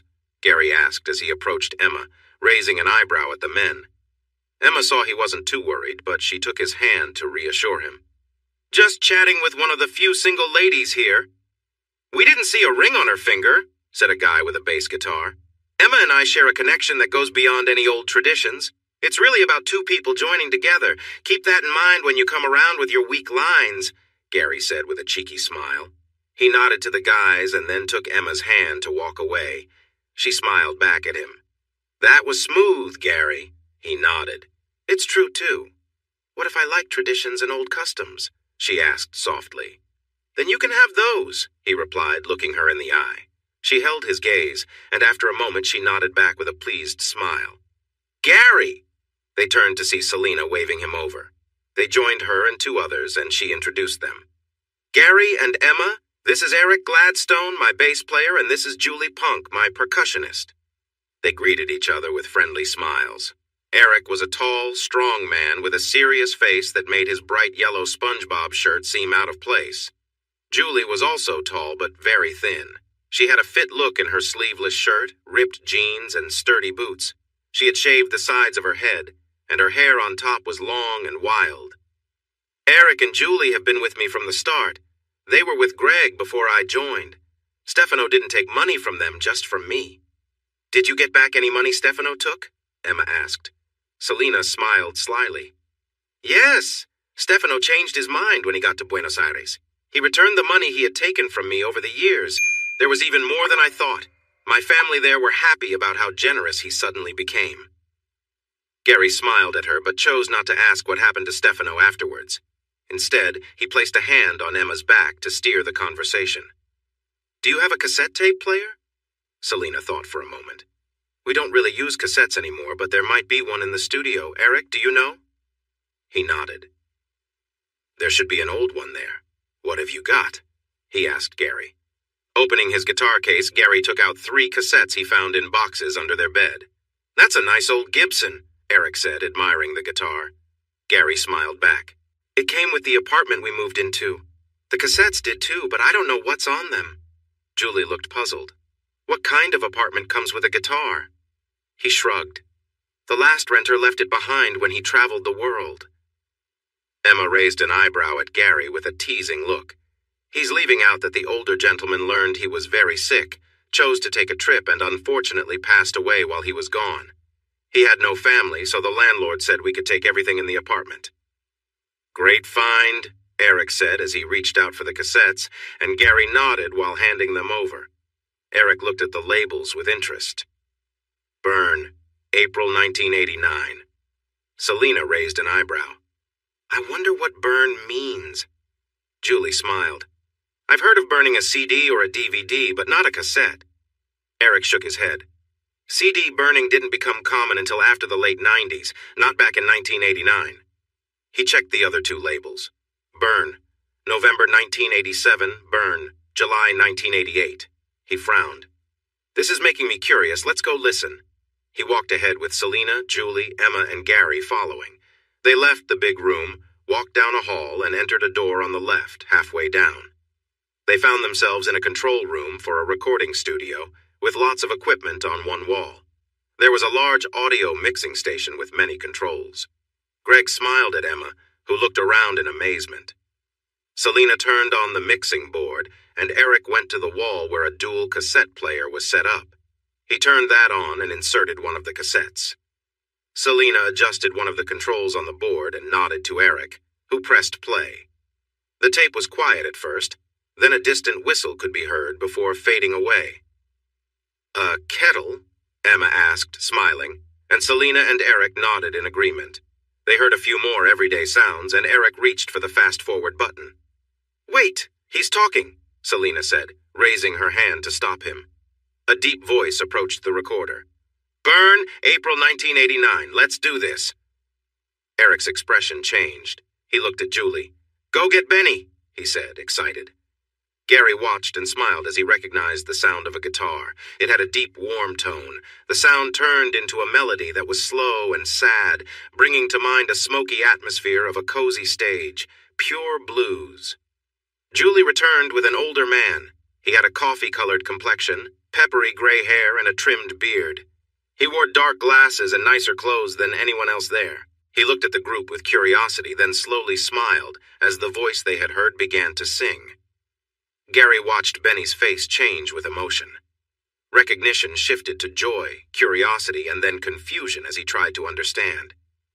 I don't know this one, Benny said quietly. How? He asked with wonder. A fleeting look of sadness crossed his face before he fixed his gaze on Eric. What recording is this? Eric looked at Benny closely. You know who this is? Benny frowned. That's not funny. Of course I recognize Casey's voice. When was this recorded? I don't recognize the lyrics, and I know all of his songs. April 1989, Eric said. Benny's expression changed. What? That's impossible. He died in 1982. Apparently not. Gary and Emma found his hiding place when they moved to New York City. He looked to Gary. Last summer, Gary said. Eric nodded. They moved into an apartment of an older man who had a serious illness, took a trip around the world, and passed away on the journey. Gary found Casey's guitar under the bed and these cassettes. He held up the other 2, and Benny took them and read the labels. Who was Casey? Gary asked. Benny snorted but looked a bit uncertain. Good question. The man lived to change who he was. When I met him in '68, he'd already had 2 stage names and settled on Casey Byrne Burnell, a new voice in blues. I was learning how to play, and he helped me even though he was just 5 years older. I ended up being his friend for a long time. We shared a house in New Orleans during the '70s. Then he got sick and fought hard. I thought he was winning, then he disappeared. Who told you he died? Selena asked. A fan sent me his obituary from a newspaper in Arizona, Benny said as he thought about it. Finally, he shook his head. It's sad. To be that talented and only leave behind a few cassettes. Emma exchanged a glance with Gary. Selena noticed. What is it, Emma? Gary brought 3 tapes, but there are 5 shoeboxes full of cassettes, she said as she watched their reactions. Wow, Benny exclaimed. They were quiet as Burns sang about his lost love. This is really good, Gary said. Everyone nodded but stayed quiet. Benny finally spoke. He went back to writing and playing, but he didn't share anything. With that many cassettes, he might have hundreds of new songs. Why didn't he release them? Emma asked. Maybe he left behind his stage identity, but his creativity stayed strong, Benny suggested. Selena looked at Eric and nodded. He turned off the player and rewound the tape. Once it was done, he put the cassette back in the case and handed it to Gary. He placed it back into the guitar case. Is that Casey's guitar? Benny asked. No, it's Gary's, Selena said. The older man nodded. Yes, I didn't mean anything by that. You've shown you can create magic with it. He smiled at Gary. Selena's eyes brightened. That reminds me. I brought the recording Greg made the last time we played with Gary. After the celebration of life tomorrow, I'll play some tunes from it for everyone at the gathering. Let's join the others and see if anyone is doing something fun, Eric said. They turned off the equipment and left the small control room to go back to the main space where they could hear music, laughter, and friendly chats. They listened for a while, and then the musicians finished their set. Everyone clapped, and Selena pulled Gary and Emma back to the big couch where Eric had his bass, and Julia was sitting in front of some digital drum pads. She twirled the drumsticks in her strong hands and smiled at Gary. Do you want to get your electric guitar? Selena asked. I'll get it, Emma said cheerfully, hurrying away. Selena smiled. She has a lot of energy. Gary nodded with a fond smile. You have no idea. Eric handed Gary an instrument cable. What will you do with all those tapes of Burns' songs? He asked. Gary shook his head. I don't know. I really don't want them to sit on those old tapes. I'm not sure how much longer they'll last. Tapes won't last forever. They should be turned into digital files and shared somewhere. I totally agree, Benny said as he joined them with another musician who appeared older but had much darker skin than his friends. So it's true. You have many tapes of Burns' music? The newcomer asked. Gary looked at him and nodded. Maybe we can work out a deal to buy them from you, the man offered. Oscar, Gary isn't in the business yet, and we haven't even signed him yet. If Gary is interested, he should get a business manager to help him understand the value of the recordings. Look who's turning into a businesswoman, Oscar replied. Selena frowned. That should have happened sooner. Oscar switched gears. I thought he was a musician, he said, as Emma came back with Gary's electric guitar case. Emma smiled as she carefully passed the guitar to Gary, who smiled and gave her a quick kiss, making her grin even more. Gary hasn't played professionally yet and doesn't have a manager, Selena continued. Once we get him to sign the contract I brought, we'll be working on a studio album. Oscar raised his eyebrows. With a tour? Not with me, Gary said firmly to clarify. That's not the way to become a famous musician, Oscar suggested. Gary smiled back at him. That's fine by me. I plan to be an accountant. Oscar laughed, but it faded when Gary looked at him seriously. You're not joking, Oscar exclaimed. Gary is a great bookkeeper already, Emma said proudly. Music is his way to relax. After giving her a gentle nudge with his shoulder and grinning, Gary took his new guitar out of the case, and the people around them widened their eyes. Not a professional, and you have such a beautiful and pricey guitar? Benny asked. Gary shrugged a bit shyly. It was a gift, from a fan of my performance that night at Rocky's. Rocky's? Oscar asked. Selena smiled. It was the small club in Gary's neighborhood where we first played together. My latest song? The man's eyes brightened.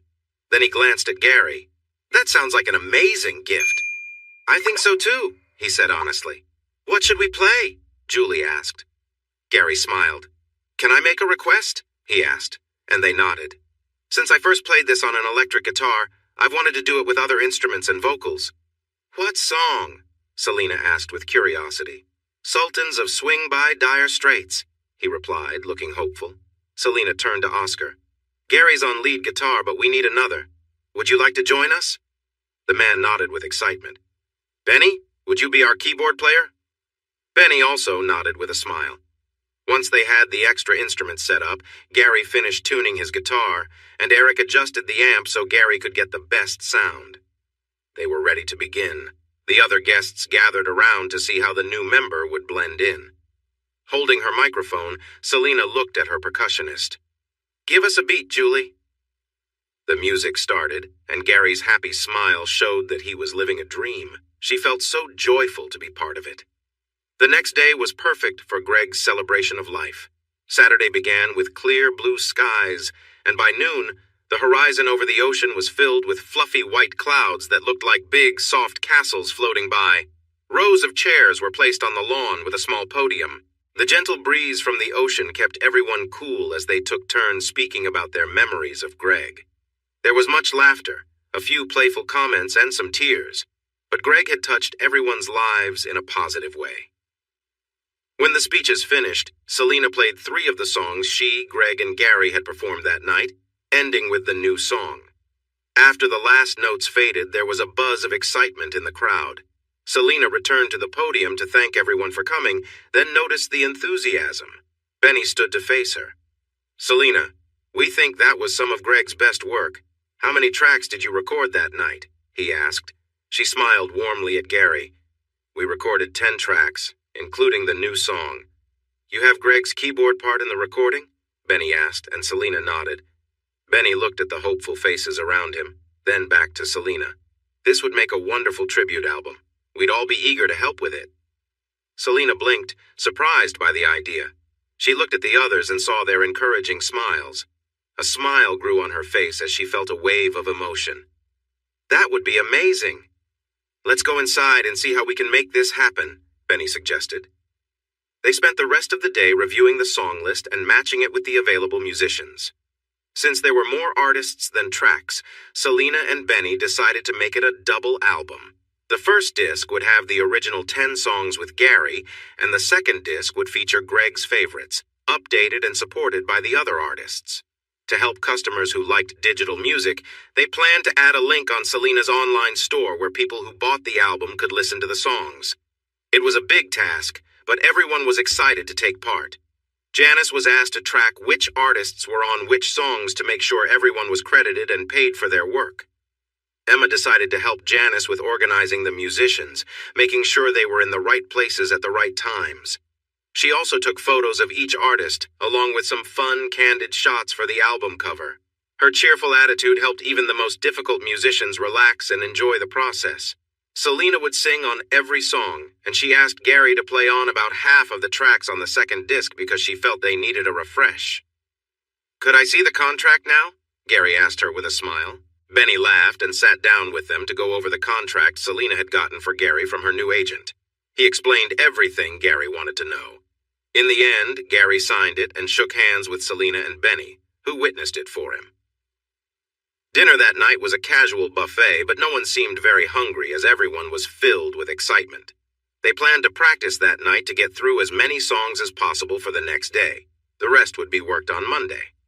Janice prepared a schedule for which songs would be recorded in what order, depending on when the artists could be there. Some guests were leaving the next morning, so they needed to finish 2 of the tracks that night. Gary sat with Eric, Benny, and Oscar, who were still trying to make a deal for the cassettes, when Emma hurried over to Gary and gave him a quick kiss. "Mr. Truman, you need to head to the studio downstairs to record your first track, Glory Days." Eric smiled. "I like this new way of getting messages. I can't wait for my turn." Emma laughed, then looked at Eric apologetically. "I'm sorry, Mr. Gladstone, but the KISS service is for a very special group of artists. Right now, it's just one name on the list." "And that's how it will stay," Gary said with a smile. Then he glanced at Emma nervously. I was hoping to have tonight to go over the songs and learn them a bit. I don't know Glory Days. Emma smiled back at him encouragingly. Can you play the song for me first? We have a tight schedule, she said. With a bright wave, she turned and hurried off to find her next artist. You're a lucky guy, Gary, Eric sighed. Can't argue with that. Talk later, Gary replied to the group and rushed down to the studio. Selena looked up, smiled, and noticed the worry on his face. I'm not familiar with Glory Days. Can I listen to it first and then get your thoughts? Gary asked. Selena smiled and pulled it up on her phone. They listened as the other musicians arrived and got ready. As the song played, Gary worked with his guitar, trying to find the right notes, feeling the sound and how it fit. He nodded as he thought about the melody. Selena glanced around the room, seeing she had everyone's attention. Greg loved this song because it reminded him of his father, who always talked about his own glory days in high school football. Everyone knows the original except for Gary, I think. He's playing lead guitar and he doesn't know the song? Their keyboard player asked, surprised. Pete, it's okay. He's heard the song and I want to hear his take on it, Selena said to reassure him. Pete still seemed unsure. I guess we have all night, he replied with a frown. Gary looked at him apologetically, but Pete turned back to Selena. What do you think of the tone? Gary asked. Bright and cheerful in the chorus, but a bit sad toward the end, Selena replied. Gary nodded. Okay, here's my idea. He closed his eyes and began to play the song as it started. When it moved to the chorus, he opened it up like a crowd cheering for their team. The energy soared, then he brought it back down for the next verse. Suddenly he stopped and looked at Selena. The second chorus will be big like the first. When the bridge starts, Greg's keyboard solo comes in, then back to the final verse, and the outro will be a softer version of the chorus. Does that work? It changes the song. That chorus is way too lively, Pete protested. I may not have my own glory days yet. Maybe these are my glory days. But I've heard my dad talk about his school years, and those stories always felt larger than life. Shouldn't the music show that? Gary explained. Okay, we can give it a shot, but the last chorus and outro should reflect the passing of time, Selena said, and Gary agreed. Selena stepped into a smaller room in the studio to record her vocals separately. It had a window that looked into the main studio and the control room. We're going to try it, she said into her mic. Gary took a deep breath as doubt swirled in his mind. The reality of working in a professional recording with skilled musicians sank in. He was also pretty sure that Pete didn't like him or his version of the song. He glanced up at the control room window and saw Emma. She was smiling, showing her complete trust in him.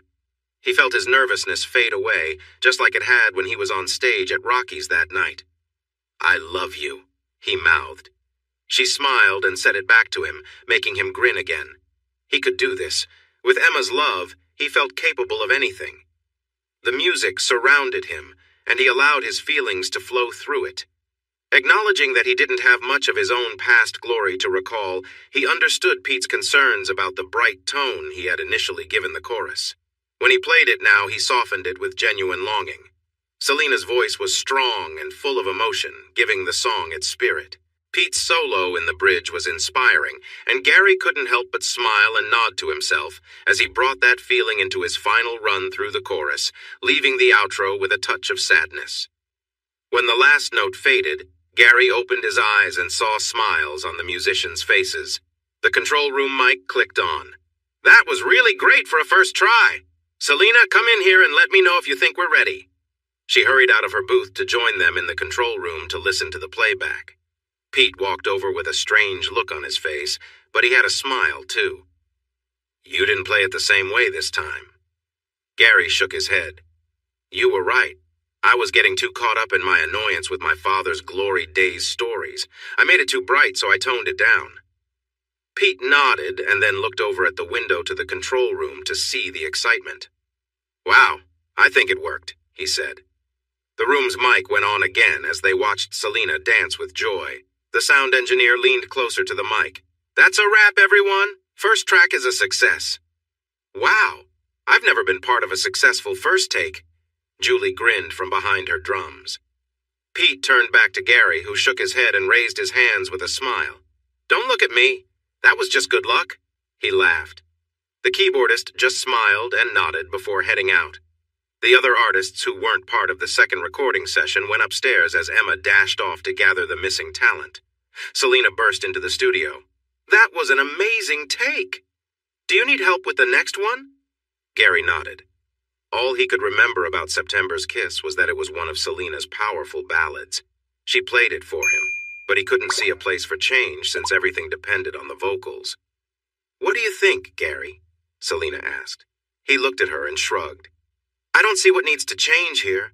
The instruments are just background to your singing."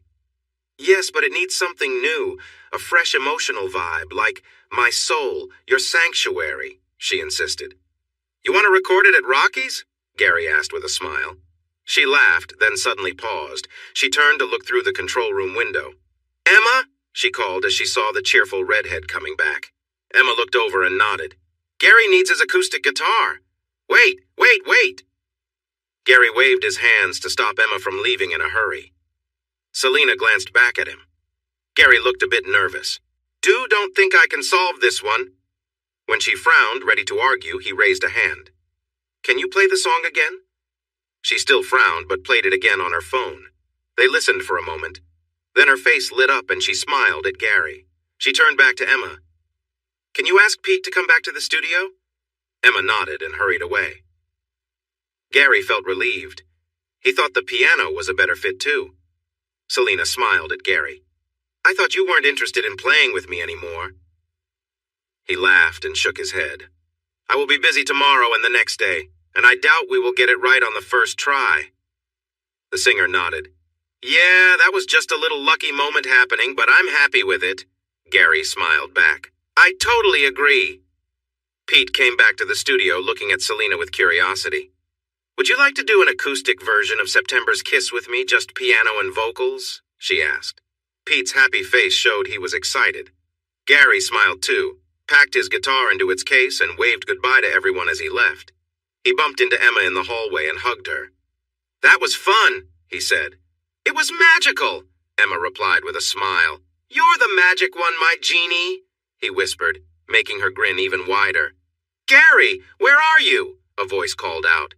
He and Emma looked toward the stairs to see Eric coming down with a serious look. "What's up?" Gary asked. "We need to practice for tomorrow. We have a lot of songs to go through," Eric insisted. Gary looked surprised. "I thought we would do that tomorrow." Eric rolled his eyes. He finishes one track in one take, and now he thinks all of them will be that easy. "You heard about that?" Gary asked, feeling worried. "Pete told everyone, let's go. We have to practice," Eric said, suddenly smiling. Emma smiled at Gary's groan, kissed his cheek, then gently pushed him along. Music wouldn't wait, but magic would. Gary spent Sunday and Monday in the studio, playing one song after another. When he wasn't in the studio, he practiced with Eric and Julie. For the first album, the audio engineer used Greg's keyboard tracks from their jam night recording. For the second album, they brought in 3 different keyboard players. While they got 2 more songs done on the first try over the 2 days, most took several tries.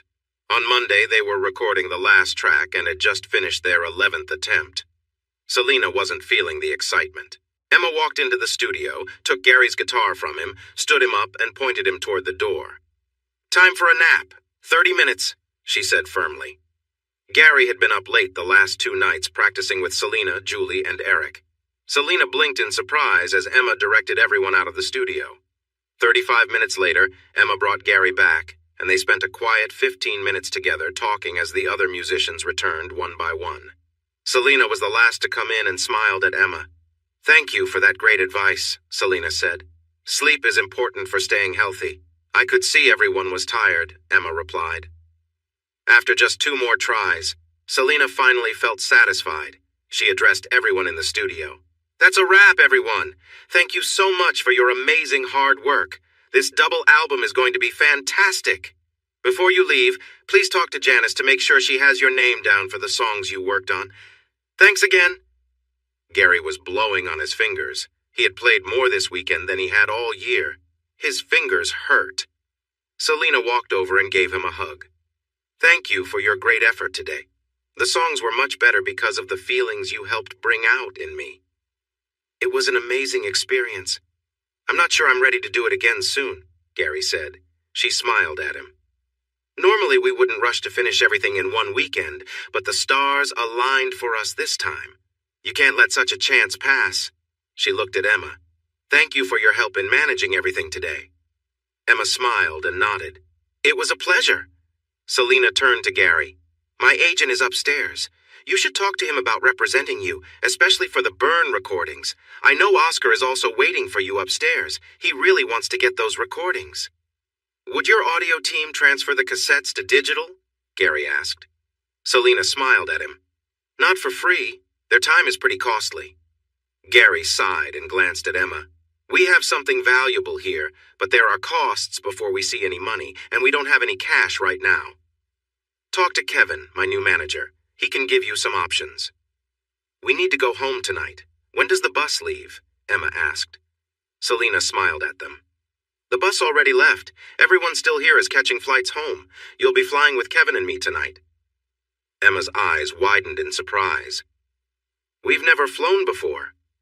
Gary exchanged a nervous look with Emma. I wasn't expecting to fly either. Noticing their worry, Selina realized her mistake. Oh, I'm sorry. I thought you would rather take a 1-hour flight back on the jet.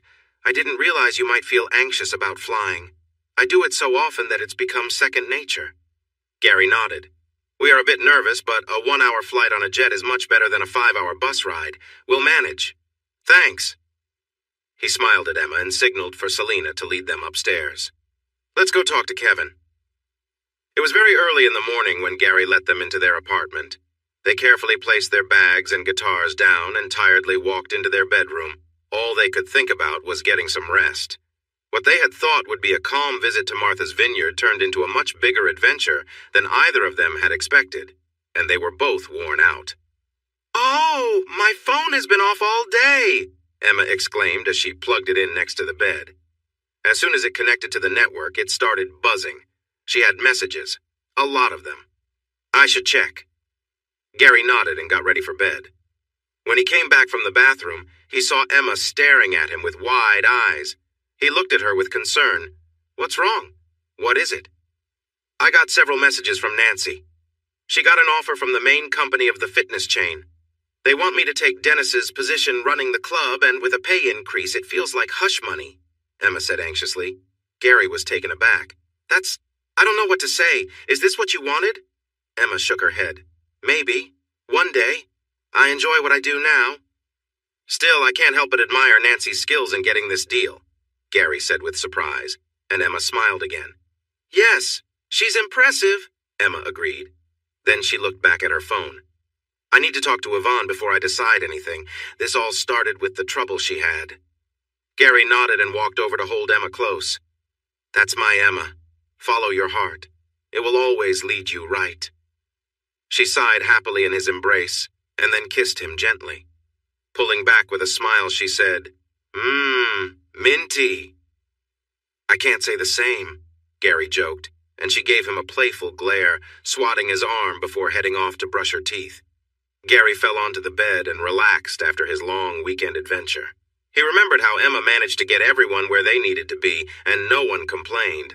That was quite an achievement with all those different personalities involved. Her smiling face filled his thoughts as sleep began to take over.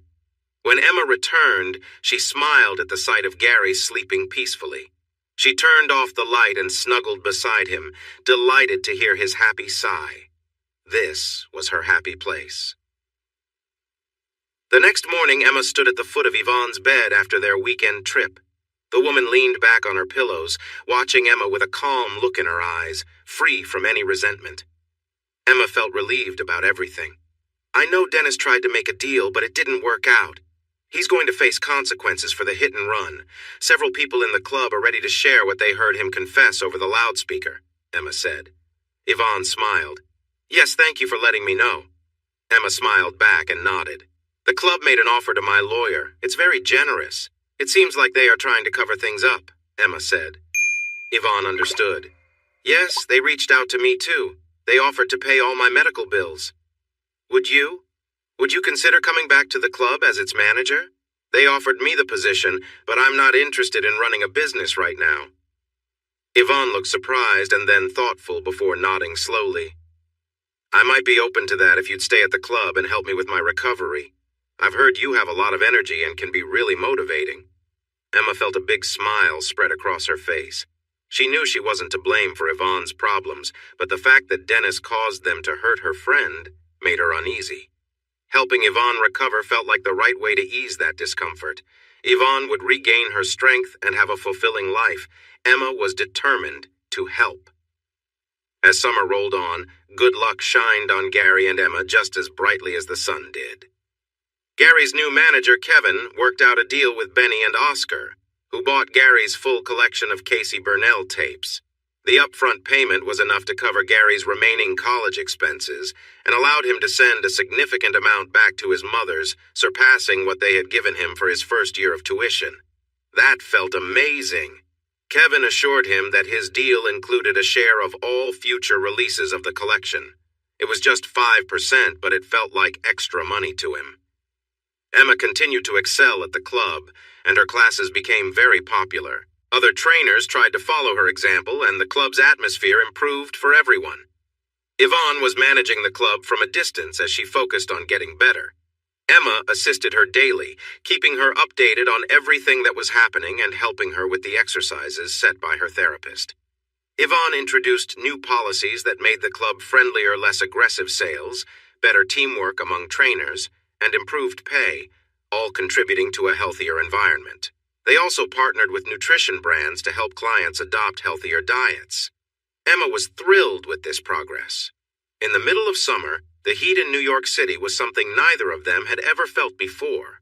It was hard to stay in their apartment without air conditioning during the hot days, so Gary and Emma found shady spots in nearby parks to relax.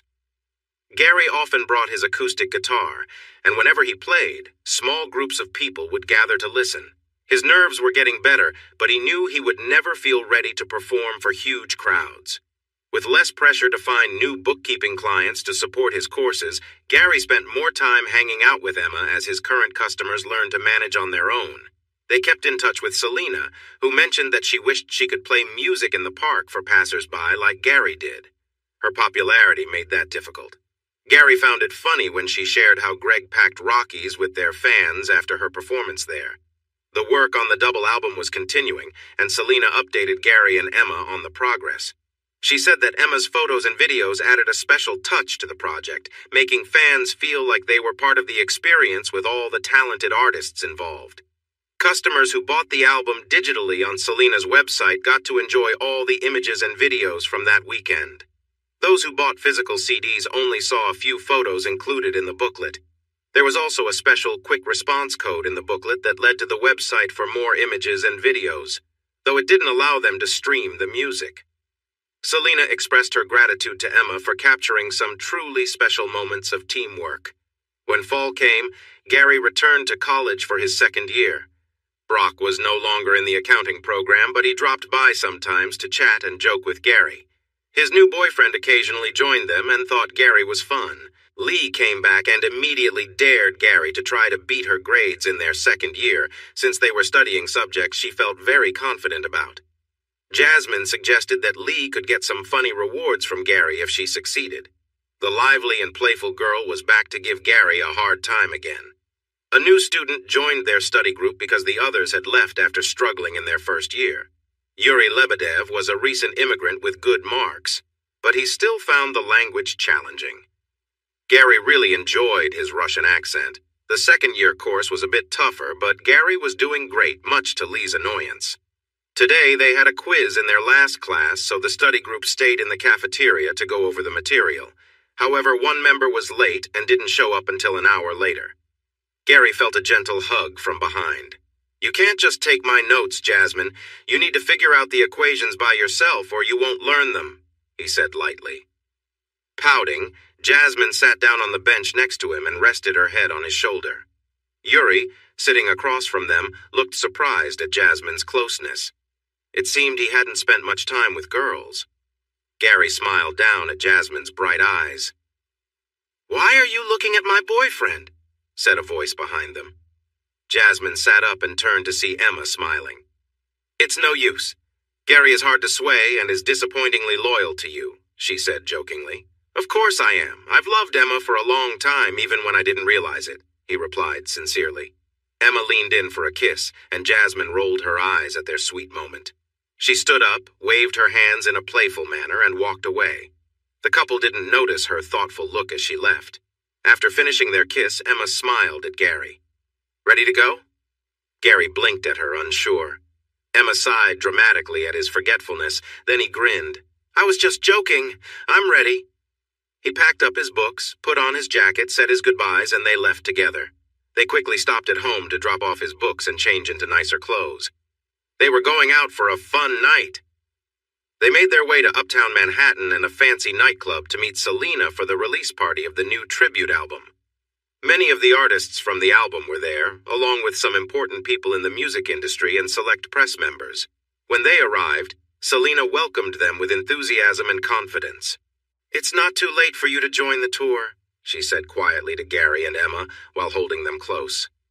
Gary knew she felt let down, but he had been clear about his decision. He also knew she had hired a new lead guitarist for the band, and he was involved in choosing her. The new musician was young, talented, and passionate about music. Michaela is really good. You'll have a great time on the tour, Gary encouraged. Selena looked at him for a moment and then nodded.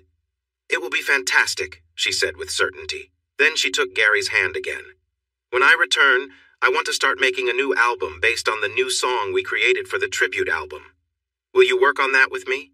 Emma's smile showed Gary she was in, so he smiled back. Of course. Just have your team talk to mine. Wait, your team is my team. Kevin, who was nearby, caught this as Gary included him in the conversation. What's this? More teamwork with my favorite two clients? Kevin joked, and Selena's happy smile confirmed it. Gary, let me gather the details from her and I'll reach out to you, Kevin said as he led Selena away. The talented woman Gary mentioned joined him and Emma, and they shook hands. Great to see you again, Gary, Emma, Michaela said in her lovely Irish accent.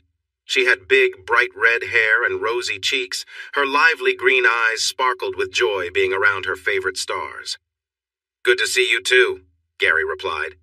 I can't believe I'm going on a tour with Selena. I'm so excited, Michaela exclaimed. Better you up on stage than me, Gary said with a slight shiver. The guitarist looked at him with concern. Still dealing with stage fright? Gary shrugged. Luckily, accountants don't perform before a crowd, he said with a grin. Michaela laughed and exchanged a smile with Emma. I loved the pictures and videos you took of all the musicians. Emma beamed with pride. They moved deeper into the party, greeting the artists they had worked with and introducing Michaela to them. Benny and Oscar welcomed Gary and Emma with enthusiasm. The conversion of cassettes to digital format was almost done. They were excited about releasing the first album next year and talked about releasing it on vinyl first for more chances to earn royalties. Dinner was served, and people found tables to sit together. Michaela stuck close to Gary and Emma all evening. Several musicians Gary collaborated with on the album stopped by to say hello. Some even asked if Gary would be open to jamming with them sometime. Gary was taken aback, but Emma was thrilled and noted the dates for their meetups. As the evening came to a close, Gary and Emma settled onto a sofa with Michaela, Gary between the two redheads. Across from them sat Selena, Eric, and Julie. Benny and Oscar rounded out their group. Michaela seemed to be trying to work up the courage to ask Gary something, and he sensed it had been on her mind all night. Finally, he looked into her bright green eyes. Would you like to ask me something? She giggled, clearly caught, and nodded. I'd like to know what inspires you to reach deep emotions in your music, she said. Gary saw Selena's eyes light up as Michaela leaned in to hear his answer. Gary smiled and nodded gently. That's an easy one. It has changed in small ways over the years as we grew up, but now I see how important it really is. He noticed everyone was listening closely. I picture a distant farmhouse at dawn on a warm, sunny morning. A dirt path leads away from me toward the house. Coming down the path is a creature so beautiful and graceful. All I can do is open my heart to her, hoping I'm deserving of her love and wishing she will always be with me. Emma looked at Gary with tears in her eyes, remembering their last day in high school. He was late, and she ran to meet him. Her love for him felt so strong that she pulled him into a tight hug and kissed him. Selena smiled widely at the scene of the couple's affection for each other. Once Emma steadied her emotions, she gave a bright but shy smile to the others. "I'll say it again, Gary. You're one lucky guy," Eric said with a grin. Gary nodded, unable to speak because of the lump in his throat. Julie sighed, looking a bit dreamy. "Do you think a loud drummer like me will ever find true love?" Selena smiled back and nodded. "I thought I had that with Greg, but he lost his way, caught up in jealousy and guilt. But seeing Gary and Emma, I can't help but believe in love, and the chance for love still exists for me," Selena said with a gentle smile.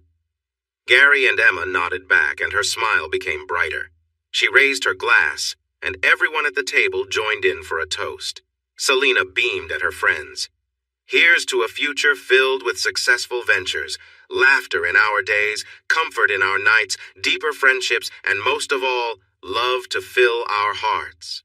Gary couldn't think of anything to add, and saw the love Emma had for him reflected in her eyes. With her love, he felt he could do anything. Hey everyone! Thanks for watching. Don't forget to subscribe and turn on notifications so you won't miss any of the exciting stories we have coming up. What do you think about the characters in this story? Let us know in the comments. We'd love to hear from you.